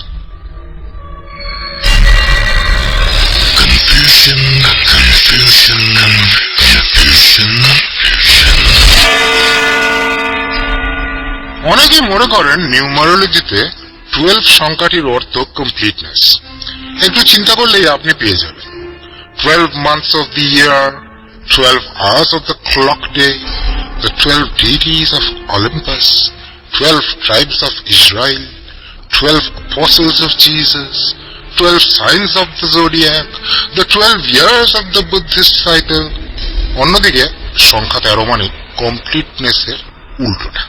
13 সংখ্যাটিকে নিয়ে আমরা খুব একটা ঘেটে দেখতে চাই না, কেন 13 মানে খারাপ, অশুভ। এটি কি শুধুই খুব পুরনো একটা সুপারস্টিশন? অদ্ভুত ব্যাপারটা হচ্ছে যে ইটালিতে 13 সংখ্যাটিকে কিন্তু শুভ করে দেখা হয়, সেখানে বরং অশুভ ধরা হয় ফ্রাইডে দ্য 17th-কে। গ্রিকরা মনে করে টিউসডে দ্য 13th-ই হচ্ছে অশুভ। দিনটির উপরে এরিস অর্থাৎ দ্য গড অফ ওয়ারের প্রভাবের কারণেই এমনটি মনে করা হয়। সুতরাং ভয়ের কিছু নাই। অনেক ধর্মে অনেক দেশেই 13 কিন্তু একটা গুরুত্বপূর্ণ সংখ্যা। ম্যাথামেটিক্সে 13 6th প্রাইম নাম্বার এবং একটি হ্যাপি নাম্বার। চীন এবং কোরিয়ান নাম্বার হিসেবে 7কে বাই দ্য ওয়ে অশুভ ধরা হয়। আমি আবার রিপিট করছি, 7কে কিন্তু অশুভ ধরা হয় চীন এবং কোরিয়াতে। সবশেষে স্বস্তি দিতে টেলর সুইফটের এমটিভি ইন্টারভিউতে বলা কথাগুলো জানিয়ে দিচ্ছি আপনাদের। ফেব্রুয়ারি ফ্রাইডে দ্য 13th-এ আপনাদের পাঠানো অনেকের মেসেজ ছিল গায়িকা টেলর সুইফটের মতোই। I was born on the 13th, I turned 13 on Friday the 13th. My first album went solo in 13 weeks. My first #1 song had a 13-second intro. কি করা যাবে, কি করা যাবে না। ফ্রাইডে দ্য 13th-কে বলা হয় the most widespread superstition, আর সে কারণে যে কোনো নতুন ব্যবসা শুরুর জন্য এই দিনটিকে বেসিক্যালি অমঙ্গলজনক বলে ধরা হয়। অনেকে দূরের যাত্রা বাতিল করে দেন এই দিন। কিছু কিছু নিষেধাজ্ঞা বেশ অদ্ভুত ধরনের, যেমন এই দিন অনেকেই ঘরের ভেতরে ছাতা মেলতে নিষেধ করেন। ঘরের ভেতরে ছাতা, বড় ধরনের সারপ্রাইজ এড়িয়ে চলতে পরামর্শ দেন। ওকে, সারপ্রাইজ। চাঁদের নিচে কাউকে কোনো কথা দেওয়া থেকে বিরত থাকতে বলেন কেউ কেউ, আর কেউ নন, স্বয়ং শেক্সপিয়ার বলেছেন, ও swear not by the moon, the inconsistent moon, that monthly changes in her circled orb, lest that thy love prove likewise variable, বলেছেন Juliet Capulet in Shakespeare's most famous tragedy. বুঝছেন তো কোনটা? বন্ধু বান্ধব নিয়ে খাবার খেতে যাচ্ছেন, খুব ভালো কথা। অতিথি সংখ্যাটা 13 বা 13 কম অনেকে বলেন রাখতে আর কি এই দিনে। অনেকে আবার বলেন যে এই দিনে নাকি আয়না ঢেকে রাখতে হয়। আবার অনেকে বলেন যে এই দিনে কোনো মাছের প্রচলিত নাম মুখে নাকি আনতে নেই। যেমন ধরুন, ইলিশ মাছ না বলে আপনি যদি এখন টেনিউলাস ইলিশা বলেন, মানে যেটা হচ্ছে কি বেসিক্যালি ইলিশ মাছের বৈজ্ঞানিক নাম, তাহলে হয়তো ঠিকঠাক থাকবে আর কি। অনেকে রাতে শোবার সময় যে পাশ হয়ে শোন উঠতে চান সেই পাশ দিয়ে, বিশেষ করে দেয়ালের দিকে ফিরে ঘুম ভাঙলে ধরা হয় নাকি ব্যাড লাক। এমন আরো অনেক কিছু ভাবেন পশ্চিমা দেশের মানুষেরা। কি ভাবছেন না যে জাতি হিসেবে অ্যাকচুয়ালি বাঙালিরা অনেক কম কুসংস্কারাচ্ছন্ন? সত্যিই তাই। ধরে নিতে পারেন যে ফ্রাইডে দ্য 13th জাস্ট একটা সুসংস্কার, এটি একটি ফোবিয়া। যাই ভাবেন না কেন, পরামর্শ একটাই, এই দিন নিয়ে খুব একটা বেশি ভাবতে যাবেন না, কারণ আপনার ইচ্ছা শক্তি, আপনার চিন্তা শক্তি, আপনার বিশ্বাস এসবের চেয়ে অনেক বেশি পাওয়ারফুল।